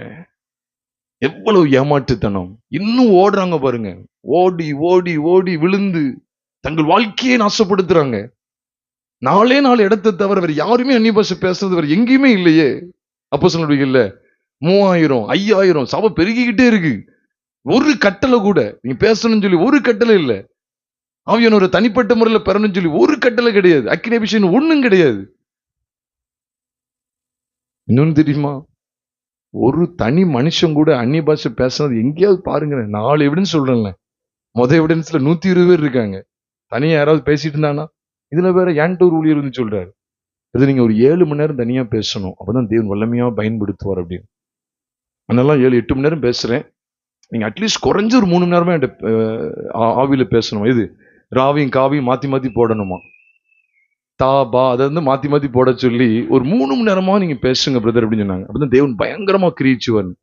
அப்படியேதான் வசனம் இருக்கா பிரதர்? தேவன் பயங்கரமா கிரீச்சுவாரு. அதுலயும் வேற அந்நிய பாஷை, சாத்தானுக்கு புரியாத பாஷை நீங்க பேச பேச. நான் 2-3 சாட்சியெல்லாம் குறிச்சு வச்சிருக்கேன், உங்களுக்கு அனுப்புன்னு நினைச்சேன் யாருக்கு சகலுக்கலாம். இப்ப இந்த அபிஷேக பெருவிழா, இந்த பெருவிழா 50 பெருவிழாக்கள் நடந்த இதுல போட்டுட்டு இருந்தாங்க. சின்ன பிள்ளைங்க 4 படிக்கிற 3 படிக்கிற கேட்டுப்பீங்க நினைக்கிறேன். நான் கேட்டேன், 4 படிக்கிற 3 படிக்கிற பிள்ளை சொல்லுது, இன்னைக்கு ஏசப்பா என்னாச்சு, என்ன உங்களுக்கு என்ன நடந்தது சொல்லுங்கம்மா அப்படின்னு அந்த ஊழியர் கேட்க, 45-50 வருஷம் ஊழியர் கேட்க, என்னாச்சு என்ன இன்னைக்கு இந்த கூட்டத்துல உங்களுக்கு என்ன நடந்துச்சு, என்ன அற்புதம் நடந்துச்சு அப்படின்னு கேட்கும்போது அவர் சொல்றா, எனக்கு ஆண்டவர் அந்நிய பாஷையை தந்தார். ஏமா அதுக்கு இவ்வளவு தூரம் நீ வரணுமா, இவ்வளவு தூரம் வேன் பிடிச்சு நீ வரணுமா? வீட்டுல இருந்தே காவியும் ராவியும் மாத்தி போட்டினா நீ இவங்கள மாதிரி பேசிட போற, ஸ்பீடா சொன்ன நீ அதுல டிகிரி வாங்க போற. இது என்ன பெரிய மலையா? இது மலையை சாய்ச்ச மாதிரி நீ ராக்கா காத்தாலிமா இதை நீ போடுற வீட்டுல வச்சு போட்டு பேர வேண்டியது என்ன நீ என்னமா இது? 4 வயசு பிள்ளைகளை பாருங்க, ஒரு பரிசுத்தமா வாழ வைக்க தெரியாம இந்த 4 படிக்கு, இன்னும் 8 படிக்கிறவங்களுக்கு கொம்பு ஏறிடும். எனக்கு தரிசனம் தந்தாருன்னு சொல்லி ஊழியத்துக்கு போயிடுவாங்க. ஒரு வளர்ச்சி கிடையாதுங்க. நான் கேட்கிறேன், யாராவது தனிப்பட்ட முறையில் எங்கேயா பேசுறாங்களா பாருங்க. முதல்ல பேசுற 120 பேரு, அதுக்கடுத்து சமாரியர் பேசுறாங்க, நிறைய இருக்காங்க. கொர்நேலியு வீட்டுல நிறைய ஜனங்க இருக்காங்க. பவுல் கை வைக்கும் போது 12 பேர் பேசுறாங்க. தனித்து எங்கேயாவது யாராவது பேசுனத காமிங்க பாப்போம். இல்ல. இதெல்லாம் நான் படிக்க வேண்டியது இருக்கு. இதெல்லாத்தையும் நான் படிக்க வேண்டியது இருக்கு. அப்போ இந்த பாஷைங்கிறது அந்த காலத்துல எதுக்காக அப்படின்னா, இந்த அக்கினி மயமான நாவுகள் பிரிந்திருக்கிறது போல இன்னைக்கு ஆவியில அந்த அக்கினி இறங்கணும்னு சொல்றாங்களே. சரி, மத்த 3 இடத்துல இறங்கும் போது அக்கினிமயமான நாவுகள் வந்துச்சா? போட்டிருக்கான்னு சொல்லுங்க. அப்போஸ்தலர் 2ஆம் அதிகாரத்துல அக்கினிமயமான நாவு வந்துச்சு இல்ல? அதே மாதிரி சமாரியார் மேல இறங்கும் போது அக்கினிமயமான நாவுகள் ஏதாவது இறங்கி வந்த மாதிரி? கொர்நேலியு வீட்டுல அக்கினிமயமான நாவுகள் இறங்கி வந்த மாதிரி? அக்கினி அக்கினி அக்கினி, ஃபயர் ஃபயர் ஃபயர், பெற்றுக்கொள் இப்போ ரிசீவ் ரைட் நவ அப்படி சொல்ற மாதிரி ஏதாவது? ஒண்ணும் கிடையாது. அல்லது அப்போஸ்தலன் பவுல் அப்போஸ்தலர் 19ஆம் அதிகாரத்துல கை வைக்கிற 12 பேர் மேல அப்பமாவது அக்கினிமயமான நாவுகள் இறங்கி வந்த. அப்ப என்ன அர்த்தம்னா, ஒன்ஸ் ஃபார் ஆல் ஈவெண்ட், அது ஒரே ஒரு நேரம் நடக்கிற ஈவெண்ட் தான். மீண்டும் மீண்டும் அந்த அக்கினிமயமான நாவு, வீடெல்லாம் அந்த காற்று நிரம்புறது, அப்புறம் சத்தம் முழக்கம் கேட்கறது. இன்னைக்கு அப்படி ஒரு முழக்கம் கேட்டது, உன சின்ன பிள்ளைகளும் சொல்லிட்டு இருக்காங்க பாருங்க சாட்சி, ஒரு முழக்கம் வந்த மாதிரி கேட்டேன். நீ செய்தி கேட்டுட்டு பேசாதம்மா, செய்தியை கேட்டு கேட்டு இடி விழுந்த மாதிரி, இப்ப நீங்க இடி விழுந்த மாதிரி சத்தம் கேட்டா உங்களுக்கு இடி விழுந்த சத்தம் வந்து ஒரு கிரியேட் ஆகுது பாத்தீங்களா? இதை கேட்டு கேட்டு ஜெபம் பண்ணிட்டு ஒரு இடி விழுந்த மாதிரி ஒரு சத்தம் கேட்டேன். பாருங்க பாருங்க பாருங்க, இந்த சின்ன பிள்ளைக்கு ஆண்டவர் இடி முழக்கத்தை காண்பித்து அதை உறுதிப்படுத்தி விட்டார். அல்லேலூயான்னு சொன்னா அதுக்கு கத்தல பாருங்க. பிரியமானவர்களே, இந்த சத்தியங்களை நீங்க தயவா இங்க எழுதப்பட்ட பிரகாரமா நீங்க போங்க. இதை தாண்டி வேற எதுக்கும் இடம் கொடுக்காதீங்க.